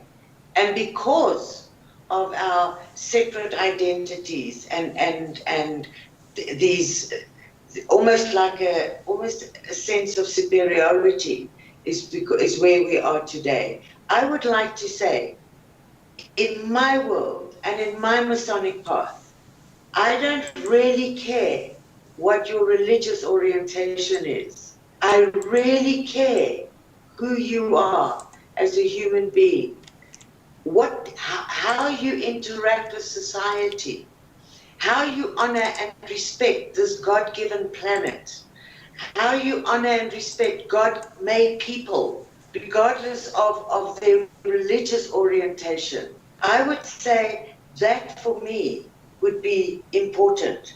And I would estimate that from a true Christian perspective, it would be one of love, understanding, non-judgment.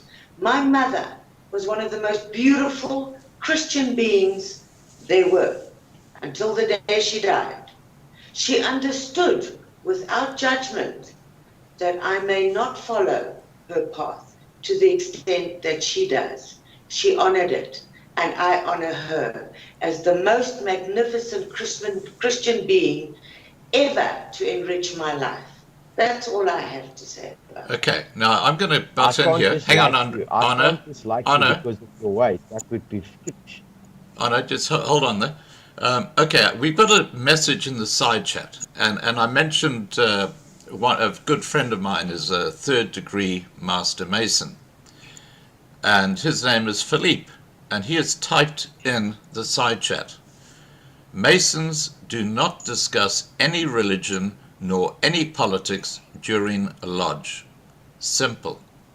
I think that sums up that question. So I think we can move on from that area altogether. Now, Anna, are there questions outside religion at Freemasons you'd like to put to Bert and Louise? Please go ahead. Yes, loads. Okay, So, go ahead. seeing Okay. Let me quickly sum up. Let me understand what you're saying, Bert, and I get that, and I understand that. So, Freemasons is not about religion. You can join being whatever religion you have as long as you believe in a higher power. The whole idea is about working to the common good of whatever the Freemasons is trying to achieve. If I'm correct in saying that. But then what comes with that is the problem that with all these, I don't know, very many years of achievements of the Freemasons. I mean, I can just see the achievements in South Africa if I look at all the monuments, the so-called Christian monuments that are Freemason monuments, even in center of Johannesburg at the Stadsaal, at the town hall. You'll find the pillars and the vesica everything there. So, I can physically see that they have been ingrained into my history as an Afrikaner, to be honest with you, in everything they've done and built. So here's my question. Why is everything stuffed up? Couldn't they have done a better job with my country, or is that actually their end game? Bert? Can I ask a question? Yeah, please go ahead, Louise.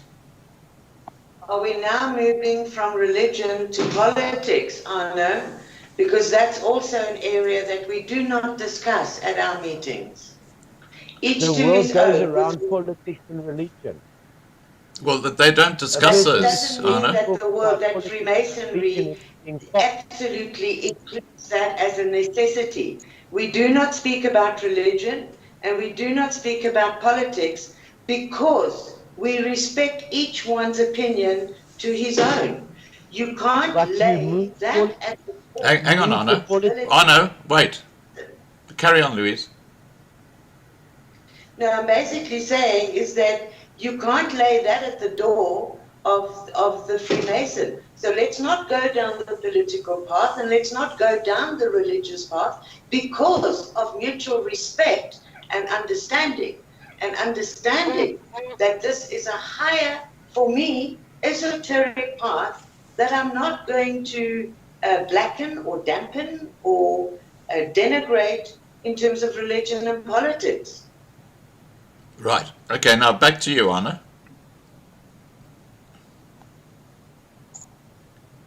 You say that politics shouldn't be discussed, but I just said that my whole history of South Africa over the course of hundreds of years, I can physically see has been shaped by the Freemasons, and a lot of it has got to do with politics. So obviously they are driving politics in the background. How can you tell me that it can't be discussed? Same with religion. How can you say it cannot be discussed if they drive a lot of religion? I mean, it's like, I'm sorry, it's like when you tell people they sit in the bar, they can't talk about religion or politics. It's weak people that can't sit and talk about religion and politics because you should be able to debate something. I might not understand something that you can clearly explain, or vice versa. And if you're intoxicated, you mond loop oor wat die hart van vol is. That is why you guys don't, or people don't discuss politics or religion when they get intoxicated, because then they speak their actual minds and they can't keep it in. So I'm sorry, I'm all against people saying, oh, we can't discuss it. Anna, I've got to take the side of Louise and Bert here, and I'll tell you why. Because someone I respect very highly, who's been a Freemason for a long, long time, has made it very clear that religion nor politics is ever discussed during their meetings. So let's leave that question. Let's leave it alone. No. Anna, listen to me. How do they drive the politics if they never discuss it? Please explain that to me. We're talking about because the I can look through my history. I can look through my history and I can see how they've been pushing my history. Anna, and the politics. Anna, we're talking about at the Freemason meetings. Now, if someone is a Freemason and a politician, what they do outside the Freemason Lodge is totally different to what they do inside the Freemason Lodge. So I think we've got to separate the two. Bert, what are your thoughts on this? Bert, you need your sound on. There you go. thank you for coming in on that.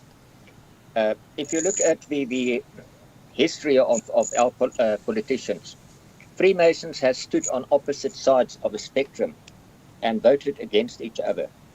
The essence of Freemasonry is freedom of thought, freedom of religion, freedom of conscience, and we respect the other person's freedom to do that. We don't curtail that. So what he does outside of lodge, that is his concern. And I do not agree with the statement that if you're not up to it, you don't discuss it. Religion and politics is also not discussed in boardrooms. It's certainly not discussed in the military.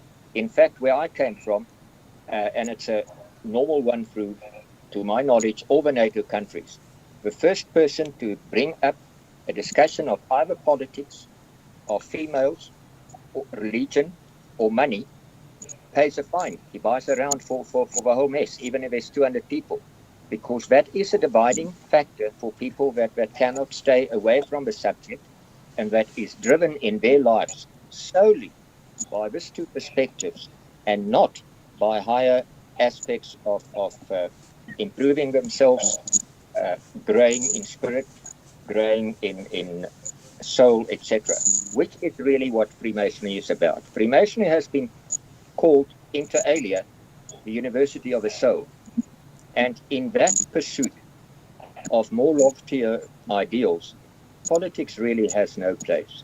Politics is a byproduct, or the country or the society that you eventually inherit from what communities has put into it. Politics is a struggle for power, and we all know that power corrupts, and we all know that absolute power corrupts absolutely. And that is this major idea why it is taboo in Masonry as such. Okay. Now, Louise, do you want to add to that? Actually, Bert, you answered it perfectly. If the debate is politics or the debate is religion, it's a total different situation and not in relation to Freemasonry. Right. Okay. Now, Gavin, is there something you'd like to put in to this discussion? Yeah, I'll move totally off religion and politics and stay far away from that. Right.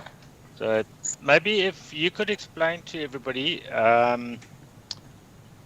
say they wanted to become a Freemason, how would they go about it, and what would it entail? Just maybe a basic of it, and how long do you expect that to take for somebody to become a Freemason at the end of the day? Bert? Freemasons do not, we don't recruit. You have to come of your own free will and accord. You have to have the interest. Normally, you have to approach a Mason, or if a Mason that you share certain community service with, if you're a volunteer in any of, like in the Bush War, when literally hundreds of people volunteered after their compulsory service has come to an end because they want to serve their country. Other people that are volunteer firemen, volunteer ambulancemen, volunteers reading for the blind, etc., etc. Those are the places where you will most probably pick up most of the Masons.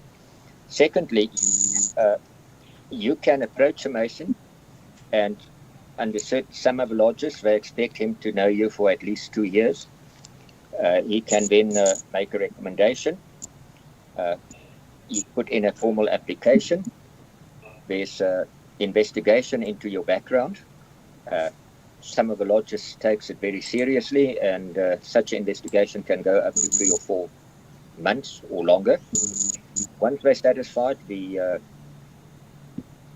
interviewer makes a report to the council of their lodge. The council, if it's a favorable report, will then vote in it on lodge, and they vote on the well-known black ball system. Every member gets both a white marble and a black marble, and the vote is unanimous. Nobody knows who you vote for. If there's one single black ball against you, you won't be able to come in for another 2 years. At the same time, the agenda of that is sent to all the other lodges of that constitution, the English constitution or the German or whatever constitution it is. And if any of the other lodges throughout the length and breadth of that country has got a negative report on you, you will not be able to come in for the next 2 years unless they're satisfied that you have changed your ways. Hence, the motto of British Freemasonry, we make good men better. You can't start off with bad material. You won't have a criminal or a drug user or an alcoholic that would find his way easily into Freemasonry. Having said that, we are all human beings, and people err and people lose the way. And if they do, and it's of such a nature that it's not compatible with Masonic models, they get expelled. There's even a website, you can look it up, Our Black Sheep, and there's a list, a lengthy list of people through the ages and that's been expelled, and the reason that they are expelled. So hopefully that answers your question. The easiest would be to find a friend that is a Mason, asking about it, because once again, different constitutions have got slightly different variations. Some of them concentrate more on charity. Some is exclusively into charity. Other is more into character and ethic buildings. And as I said, the continental Masonry, that's the French, German, Belgium, Flemish, etc., are far more esoterically inclined and looking at spiritual and personal and moral development. I hope that to some extent answers your question. Well, I think we've lost Arno. I'm not sure what happened there. Oh, he's back. Hi, Arno, you're back. We've lost Louise. I'm not sure where Louise has gone. All right. Let's go through some of the questions that we received from people in the side chat. Viking Boer says, please ask the debaters who are not speaking up. That's okay. We've sorted that problem out. Sorry, guys. This goes way back. Okay. Rudy Geldenhuis has asked a number of questions. He's first said, are Masons bound to push one another up in life, i.e., like, giving favors? Bert? Yeah, no, that is absolutely taboo. The wages of a Mason is that service begets service, friendship begets friendship, good deeds beget good deeds. And this is one of the red herrings, one of about 5, together with the religious aspect, the satanic aspect, that you're there for that sort of thing. Obviously, if I am in a certain occupation, say for instance I'm an engineer of some or other kind, and 1 or 2 of my lodge members work in the same field, the advantage I have is that I know their character. I know I can trust them implicitly. I know their strength, I know their weaknesses, and if all things are equal, I will most probably take the person whose character I do. But I'll do the same with anybody that's served with me in the Marines, that has been under fire with me, who I can trust, who I know is either going to let me in the lurch or not. And I think you'll do that for a schoolmate. So I don't think this is a problem in Freemasonry, especially as it is specifically forbidden. Right. But human being be that it is, you are going to give preference to people that you already know and that you can trust. Right. Now, he also asks, what happens if you leave the Freemasons, and what secrets do the Masons keep? The only thing, you give back your regalia and you give back your manuals, or you bequeath it to any family member that might come over you. The secrets are basically, as we've explained, the modes of recognition. It's hand grips and it's passwords, and it's peculiar to every single degree, has got its own. And it serves the same purpose as your PIN number serves today, or your code that you have to enter if you're working in a high security building. There's no difference to it. And I think we've explained, but for those people that missed out on the previous one, under the ancient Freemasons, around about 2% of your general population in the Middle Ages were literate. You didn't have the privilege of, or the convenience of a CV, of a testimonial, of a trade test, of a degree, of a diploma, of anything like that. When you went to another building project, normally cathedrals, you had to demonstrate not only your level of skill, but the specific area of your skill. And you can imagine, putting up a cathedral of that size, you've got engineers of various types, you've got project managers, masons proper, architects, carpenters, etc. And this is where the various different signs and grips comes in to give up, to identify your level of proficiency. Right. And it's not much different than your PIN number. And if I ask any person here tonight, will you give me your PIN number, they'll most probably refuse. Well, I certainly would. Now, Garnet has asked, what are the Freemasons doing about the food crisis the Illuminati is allowing to happen? That is a difficult one. I have no idea what various lodges over the world are doing.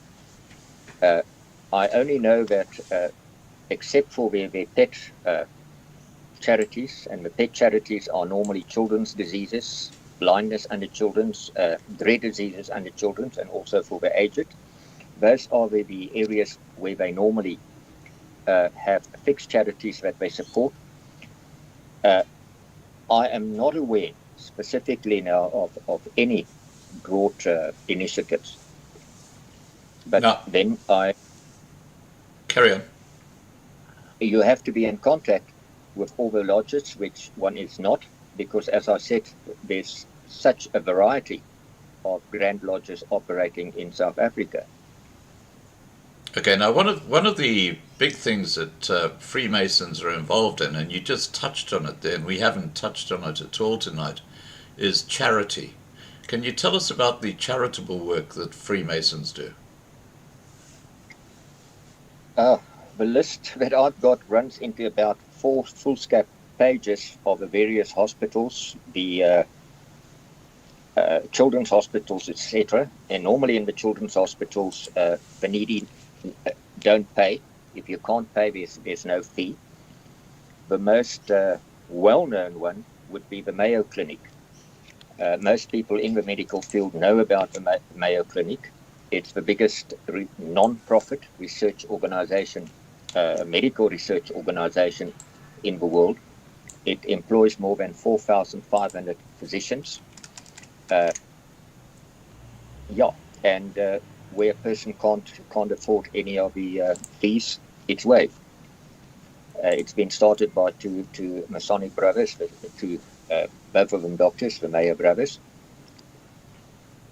There's not much more than I can say. They also fund theology students, and I'm not aware of funding in other areas such as engineering or the arts, but certainly into theology and medicine. Right. Now, I've had a couple of messages in the side chat from Philippe, and he said he just wanted to clarify. He said it's not that we cannot talk about religion or politics. He says we choose and agree not to talk about religion and politics. And he also makes a comment that the master of my lodge gave his life to save 2 others who were drowning in Durban. He put a father and son back on their capsized boat and drowned himself. Okay, now let's go back to the... Yeah, carry on, Bert. Yep. On that aspect, I can perhaps just mention one of the items. Most people know that the Victorian Cross is their highest reward for bravery and self-sacrifice. Yeah. And in your country, the very first Victorian cross in the Second World War was earned by a Mason, and thereafter 13 more. It's all on display in museum in Sydney. Also in this First World War, Masons earned, although they are less than 1/8 of a percentage of the total armed forces, earned more than 10% of all the Victorian crosses. Yeah. So that's not a charity, but that is service to humanity. Well, when you just think about this logically, you look at the integrity of the people who are involved in Freemasons. Seriously, would they be involved in something that was having rituals where the blood of young children was being spilt? And I mean, I just don't get it. It doesn't make any sense to me. Now, I see you're laughing, Arno. Is there something you'd like to say? Arno?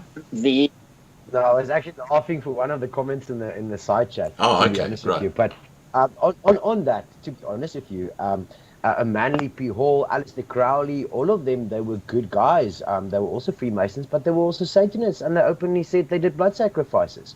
So you cannot judge a person by what you see him in his, in his nice shiny clothes that he's standing in front of you. You got to see what he does behind the closed doors when they do that.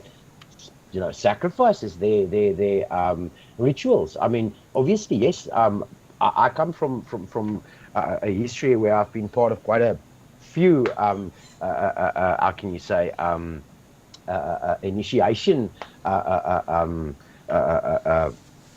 rituals, which was rudimentary for that brotherly camaraderie building exercise at the end of the day. So I get that. I mean, I get the Freemasons is an organization where that is all about. But obviously, within them, there are men that are not doing good things. And at the moment, I think Bert has spoken about that those. They are all power.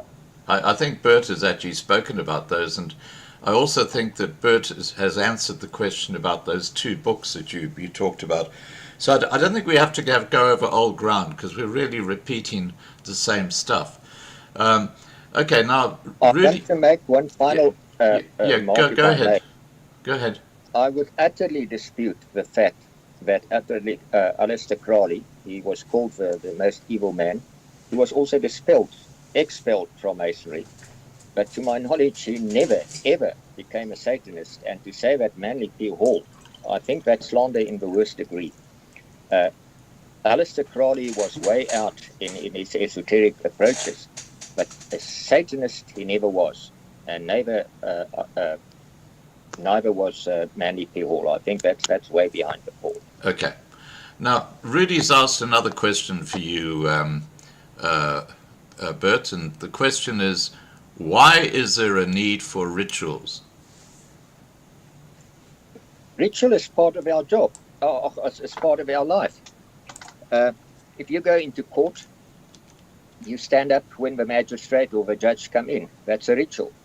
The schools I attended, we stand up on a Monday morning. We have a communal opening in the school hall, and we stand up when the teachers come in. That's ritual is a part of respect. You do so in a ceremony. Ritual works on the subconscious, and rituals and symbols are irrevocably linked. You can't have one without the other. I'm quite certain any of you that driven today any distance cannot remember at the end of the day at which robots you stopped and which you went through, which were red, which were green. And basically, because... Sorry, Bert, can I interrupt for a second?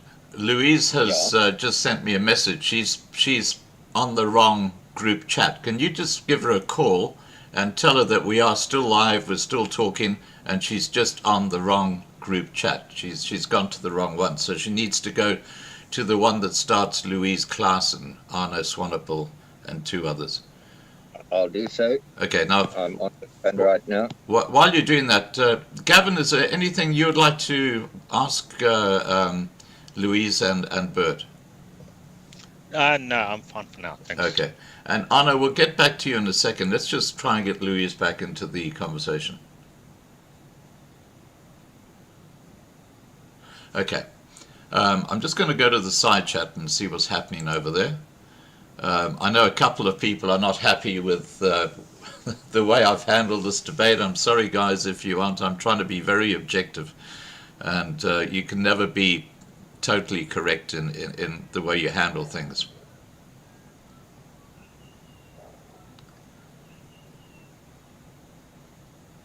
Okay, she says she'll try again. Okay, great. Now, Can I help Gavin with any question? no, Gavin, are you still there? We've lost your camera.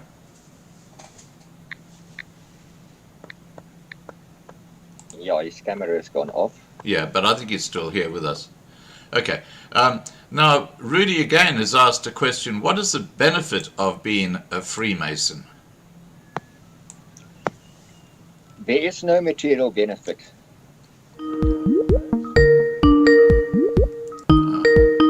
Hang on, guys. I've got Louise Clausen trying to call me. Okay, let's just get her in. Hi, Louise. Oh my gosh, we're having fun here. Sorry, guys. Hi, Louise.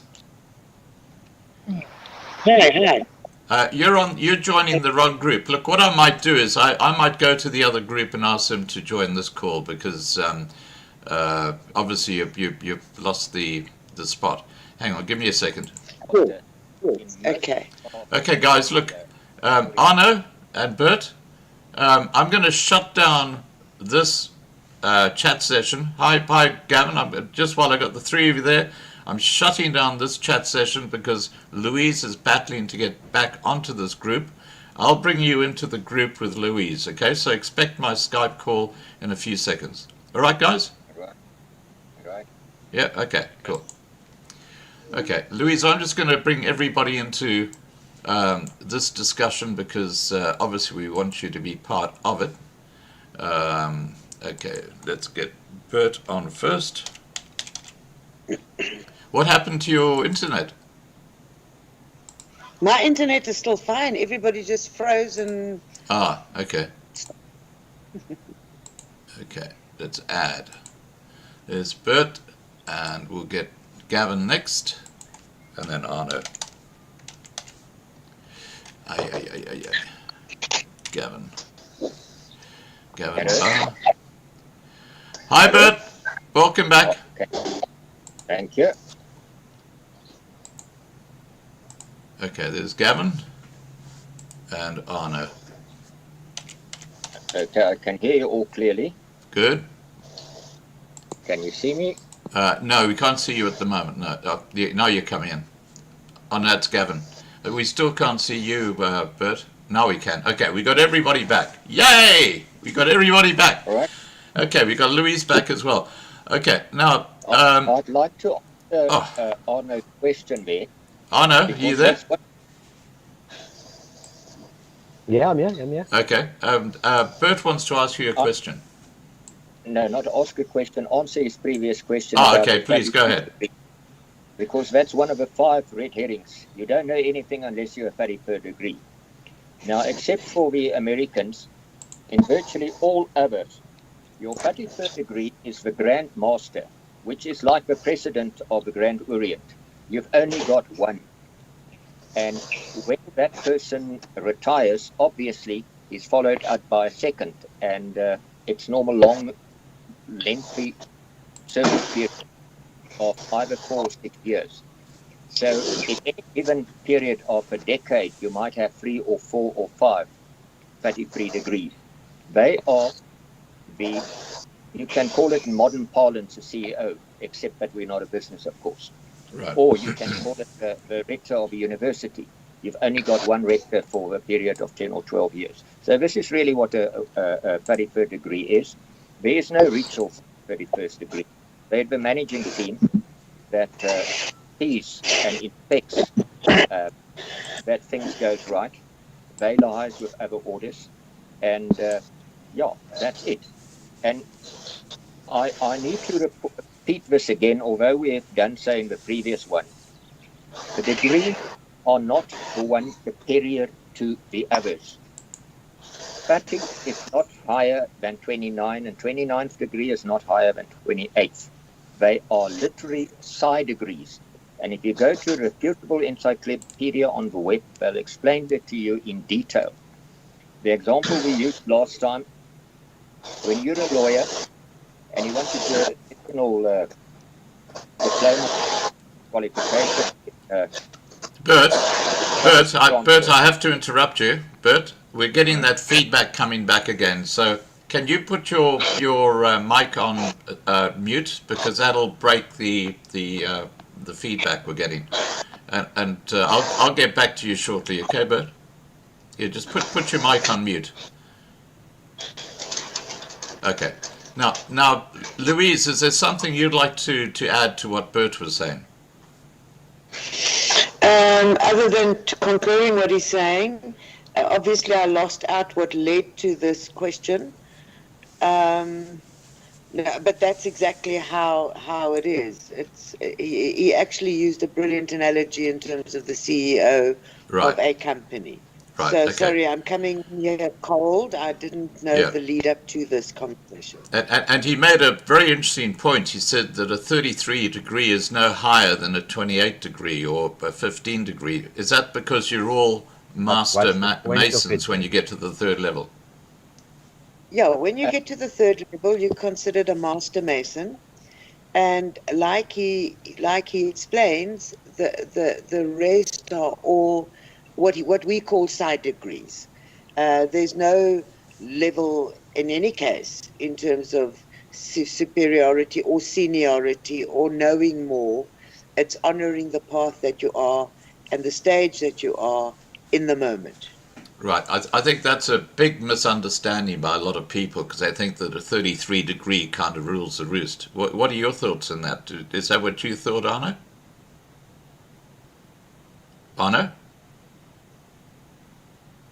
Well, I get what they're saying. Obviously, the Grand Master is normally the 33rd degree, but what I'm struggling to conceptualize here is the fact that what's the point of going for more degrees if they mean nothing? Number one. Number two, if you go look at the museum in America, the Masons Hall. The main one, I'm not sure exactly if it's in DC or wherever it is, but if you go look on the walls, you'll see all the posters of the portraits of the 33rd degree Masons there, and they were all like someone, they weren't lesser than or equal to a normal third degree Mason. And as I say, what would be the point of going up and learning more if a third degree Mason is the highest? I mean, I don't get it. Why 28, 29, 30, 30, 31? I totally agree with you. I totally agree with you, Arno, and I think that's a good question. Bert, what's the answer to that? Well, it's in the pursuit of knowledge, the pursuit of wisdom. I'd like just to finish the example that I tried to make. A nursing practitioner who has done her general nursing. She now does the additional qualification as a midwife. She doesn't become a doctor. She's got a psych diploma. She does another one in psychiatry. There's 16 of them that she can do in South Africa and other countries even more. She still remains a nursing practitioner. What's the value of it? The value is tremendous. The value for her as a person, for the community, for the hospital. So what we're really saying here is it's... So can I just interrupt it just from a different perspective, Bert? What you're actually saying is that from a personal perspective of knowledge, that's what the benefit is. That is of benefit, and obviously she brings that additional knowledge to the hospital. The Mason brings that additional knowledge to his lodge. He is respected. He's asked for advice. He knows more. But as Masonry is a personal pursuit, it's a personal quest for enlightenment. It's not something that you can discuss really with others, except sharing what you have learned to the extent that it's amenable to the other person's personality. It's a sole, single journey of life on a quest to your own spiritual development. And this is what is not so easily understood in a world where everything is for gain, where you have to price everything, where you've got to value or only value things that's got a higher price or higher price tag or more expensive. This is not what Masonry is about. And that is why such a small percentage of people are interested in pursuing the path. Roughly 1 out of every 250,000 people is a Mason. And so be it. It's not everybody's cup of tea. What is difficult to understand is why there is such a tremendous interest in things that's not your cup of tea. I don't think Masons pursue other religions and say, why are you doing this? Why are you doing that? We all have our path. We all have our destiny. And we all have our skills and our interests. Right. Now, Could I add to that? yeah, go ahead, Louise. Okay. One of the most beautiful truths that I found about Freemasonry is exactly what Bert was alluding to. It's a solitary path, and it's not an instruction. It's a quest from within yourself, and it's commonly known as know thyself. That which the Lord Jesus even speaks in the Gospel of Thomas. Know thyself. Right. Now, Arno, did that answer your question, or is there something you'd like to add to what you said? To be honest with you, vaguely, because here's the thing. Okay, cool. So a nurse does extra side courses and stuff. She gets better. She gets paid more. She moves up. And what if she actually gets a doctorate? In further studies and gets a doctorate, she's not going to stay the same level. So it still, unfortunately, does not make sense to me why a 33rd degree will then, in everything online, will be acknowledged higher than a 3rd degree, but you say it's not. I mean, it doesn't make logical sense. I'm sorry. Good.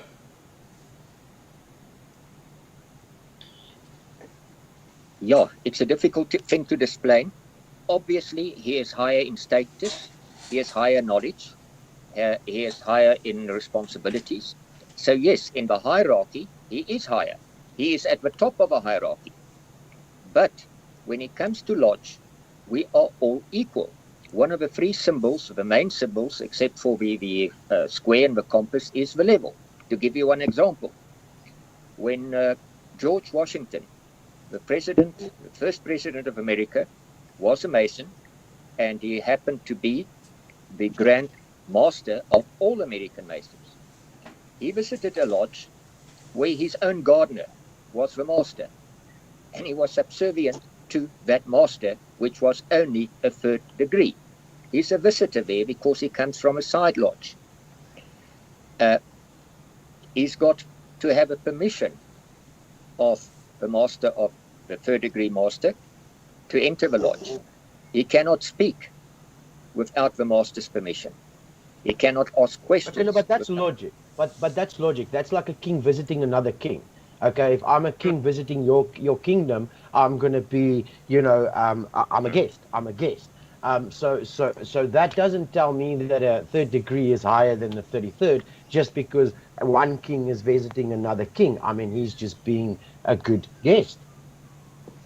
Yes, we're not saying that he's higher or lower. We're saying they're on the level. And because in the eyes of the Creator, he created all things people level. And when we come to the pearly gates one day, your rank and your fortune and whatever position you had in life is really not going to be of any value. And this is the main difference between the people out on the street and those that's pursuing a spiritual path. The material is not the final gain. Yeah, look, I get it. I think you've answered that well, Bert. I do get it, and I think Gavin, do you get it? I understand what they're explaining, yes. Right. Now, Louise, is there anything you'd like to add to the discussion on this before we move on? No, I think Bert explained that exceptionally well. Right. Okay. Now, Rudy asked, I'm not sure if I've asked you this question, but we've been on so many different things. He said, what is to be gained or achieved by being a Mason? In other words, what is the essence or reason to be a Mason? Can I answer that from a baby Mason? Absolutely, Yes, go please ahead. do. We've touched on this briefly before about it being a solitary path, about finding answers, about it's all about an inner exploration of who you are, and how to make sense of things around you. For me, the benefit of being a Mason is precisely that. Being a Mason and holding Masonry in the esteem that I do commits me to a life to maintain that. And it's a spoken word, and it's a commitment from within, and that's what there is for me. It had to answer my questions, Right. and my search and my understanding, and that's what I gained from it. Right. Now, a similar question is, what is the purpose of Freemasonry, or the goal? Well, I guess the goal is just to make yourself a better person, isn't it? Making good makes better, they say. Yeah. Now, I see Arno's You reaching for don't the need a mic. secret society for that. Yeah, because sorry, but you don't need a secret society to make yourself better.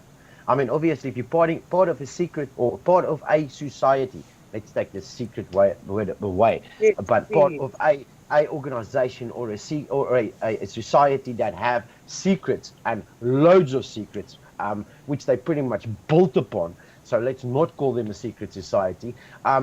Obviously, you're working as a collective, not as one person, because that you do on your own. Okay, you can obviously work together to be better, but when you're working as a collective, you're working towards the collective.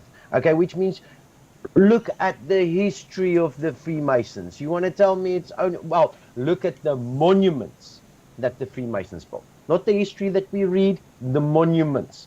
You look at their building style, you look at the gods that they literally put up. So yes, I get it. The Freemasons can have multiple gods because of, or well, multiple religions or different religions because that's allowed.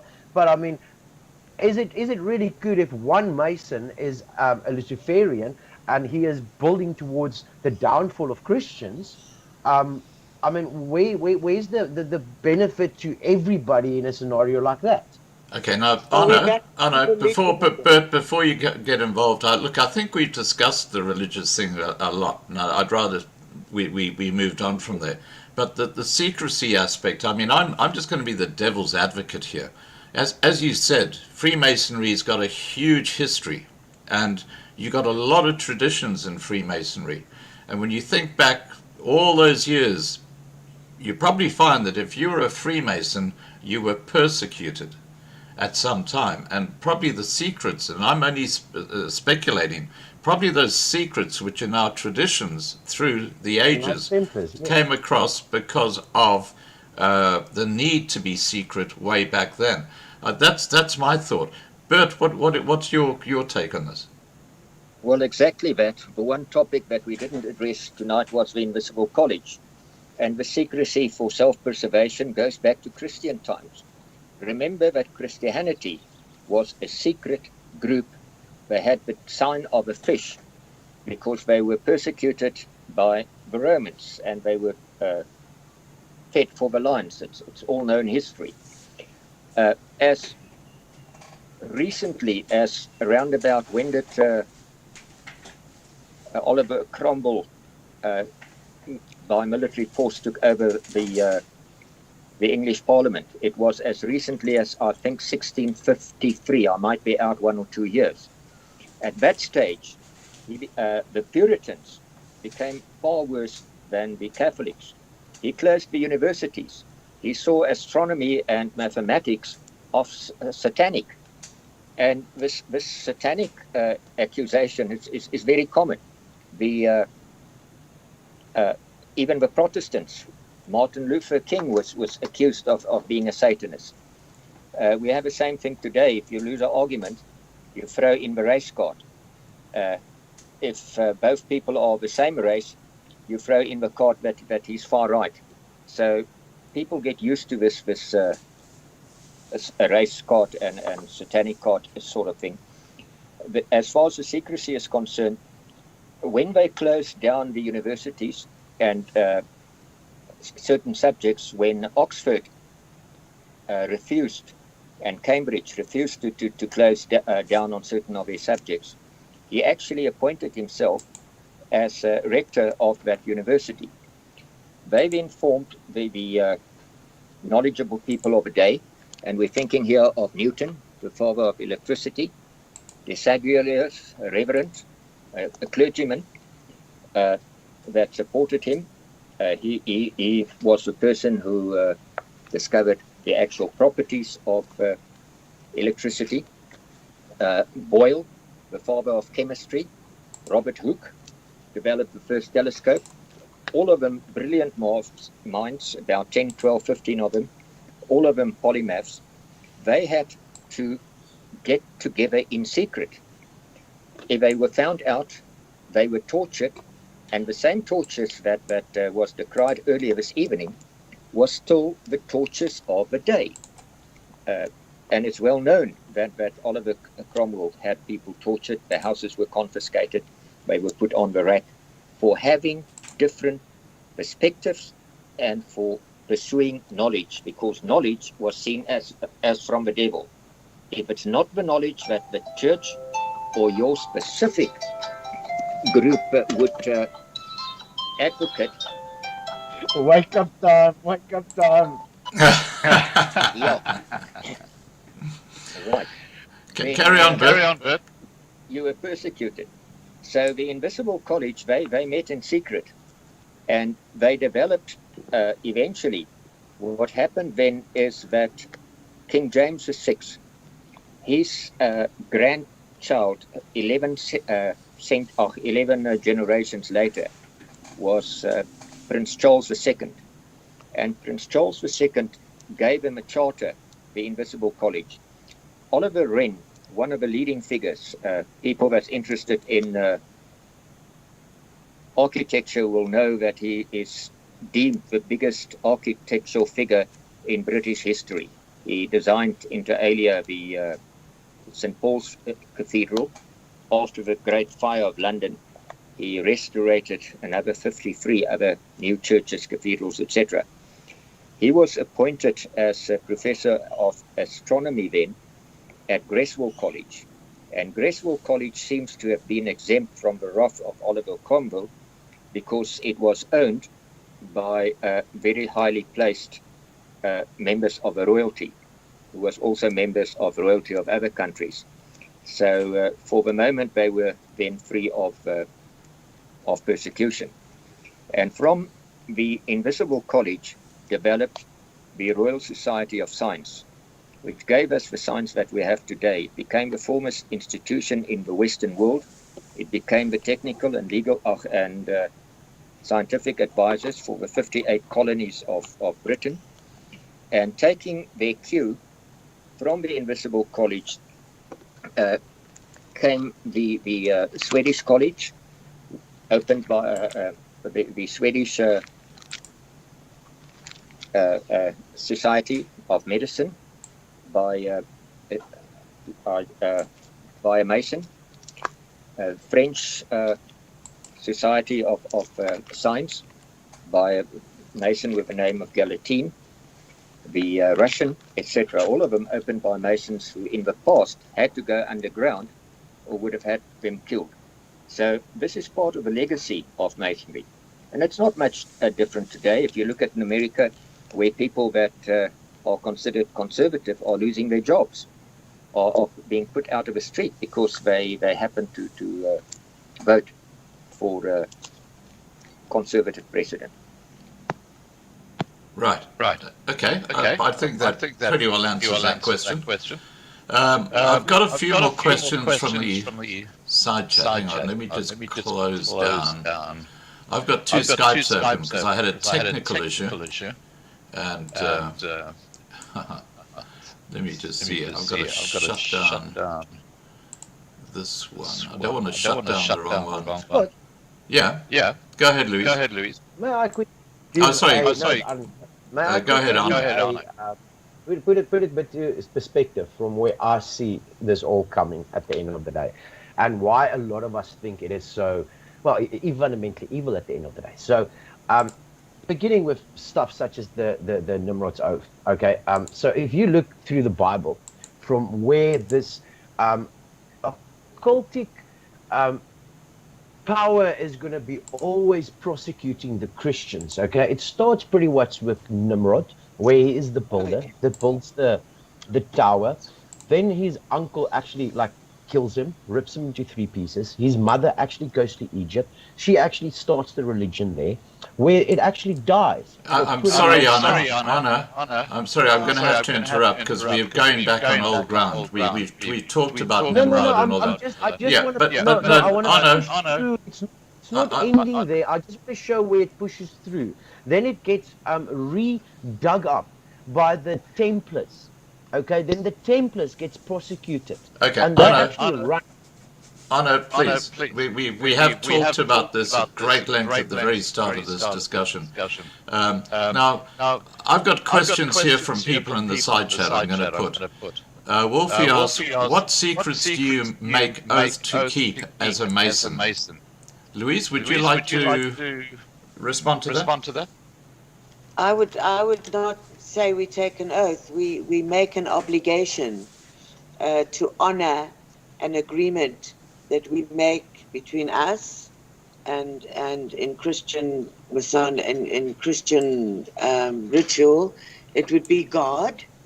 It's not an oath. We do not take an oath. We agree to an obligation that we take voluntarily to honor our commitment towards who we are, our God, our community, etc. That's why I said earlier, the oaths that Arno was talking about, I read about them when I was researching, but I certainly never had to do them. What I'd like to point out at this time, and I apologize, there's a thunderstorm brewing, and I probably can know why we're going off, but I just want to let you know, if it happens, there is a thunderstorm brewing. Right. Okay, now, Bert, do you want to make a comment on this? No, I think we've answered that sufficient and numerous times. Okay, we've got a couple more questions, then I'm going to wrap up this live stream. Is there anything you'd like to add, Gavin, because you've been fairly quiet? Yeah, I've just been listening to this last little bit that's been going on, learning from it. So. Okay, so you got nothing to add? Yeah. Okay. Nothing. No. Okay. Mel asks, what do they then discuss at meetings? There's lectures given on all sorts of topics. It might be medicine. It's normally philosophy. Some of it ancient philosophy. Pythagoras. Pythagoras is a big figure in Masonry because God is also called as the great geometrician of the universe because he measured out the earth. In Job, there's a few, the book of Job, there's a few references. God asked Job, were you there when I measured out the length and the breadth, etc., etc. So sacred geometry on which the big castles of the cathedrals were built or based. And the interesting and fascinating part of this, in a recent project in France, where they are trying to emulate and rediscover the ancient secrets of building the cathedrals which were lost. They cannot rebuild some of those cathedrals with today's technology. Put up those thousands of tons of marble blocks onto these very thin window frames that they used to build. And in the research that went on, the very first thing they discovered, that the floor plan of virtually all the cathedrals coincide with the description given in the Book of Kings of the Temple of Solomon. So that is what sacred geometry is about. That's where it starts. The second aspect of the sacred geometry is that it raises vibrations. If anybody who had the privilege to visit cathedrals like Chartres, Beethoven describes Chartres as a melody in stone. You cannot but be touched to the depth of your soul, not only by the grandeur, but by invisible vibration of sacredness that makes you, just stand in awe. Right. Hopefully that answers. Okay, now, Arno, is there anything you'd like to ask Bert related to that information? To cathedrals. So Constantine actually converted a lot of the Roman temples into cathedrals.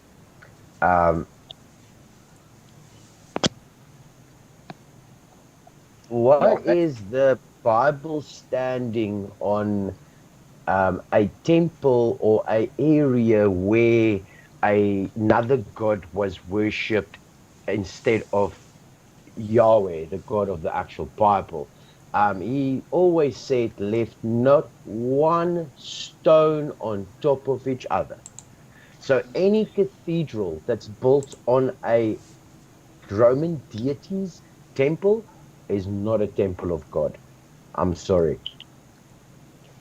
Well, all I can say is that obviously the builder does not buy the ground. The builder does not specify where it's going to be built. The builder is a contractor to the king or to the church. So that you'll have to take up with the Pope. He'll be more qualified than me to. Right. Now, I've got another question from the side chat, which is quite an interesting one. Seth the Saxon has asked, what a great username, why do all higher honorary Freemasons have to adhere to Trinitarian doctrines? That's a division that separates the lower degrees because they worship Lucifer. Well, Bert, what do you say to that? I'm not going back on Lucifer. We've covered that about 20 times. And I think he refers to the 18th degree, which is, like all the other degrees, based on biblical events, but the 18th degree specifically refers to more to the New Testament. And you have to be a Christian, obviously, and therefore Muslims and other people can't take that. The same applies to the Knights Templar degree. Only Christians can do those degrees. So yes, there are certain degrees that are exempt, Right. which other religions cannot pursue. Okay, we'll leave that one at that. Okay, Lynn, the final question that we've got from the side chat.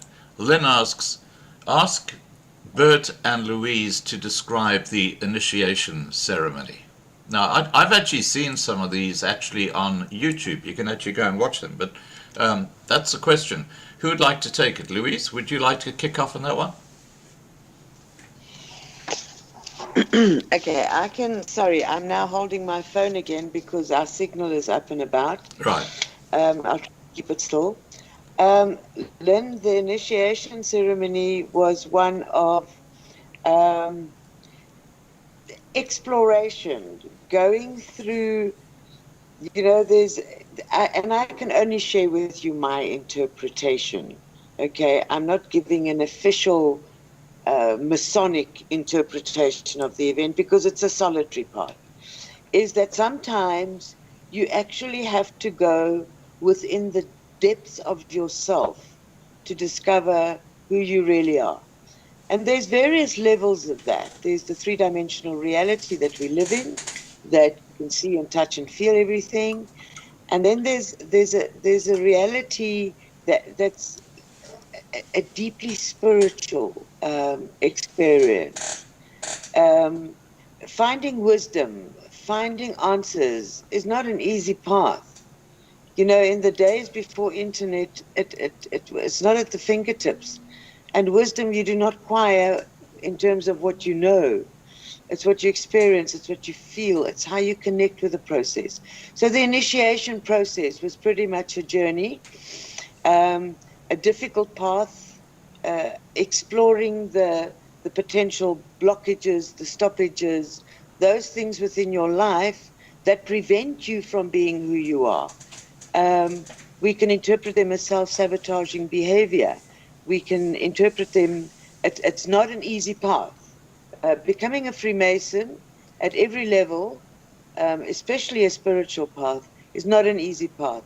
And the ritual in the first degree is a dramatic expression of your first step into uncovering who you are, which means you've got to go through your shadows, which means you've got to go through the swamp.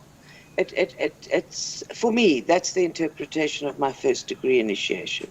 Right. Bert? Well, it's a ritual, and by exposing or explaining a ritual, it's like giving all the test answers, and it takes away all the wonder, all the exposure. It takes away the experience. And this is why Masons prefer to keep the rituals confidential. You can call it a secret if you want to go that way.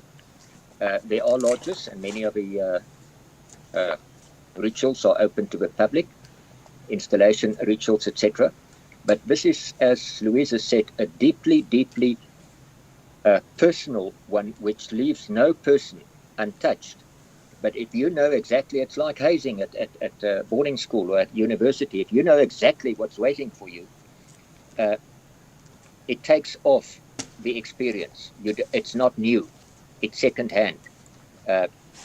It's difficult to explain in words because it's a psychological aspect for which there are no words. It's a spiritual experience for which there are no words.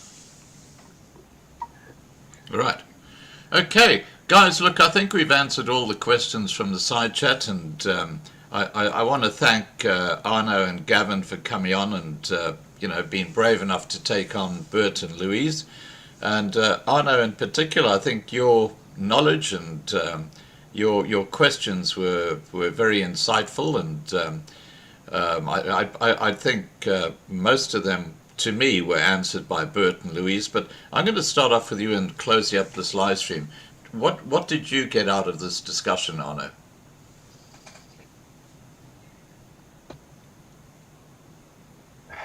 To be honest, nothing new. It's exactly what lower Masons will tell me. I'm well aware that they only need to believe in a higher being to be able to be a Mason, which means they can be a Muslim, they can be a Christian, they can actually be a Luciferian, because that is a religion now.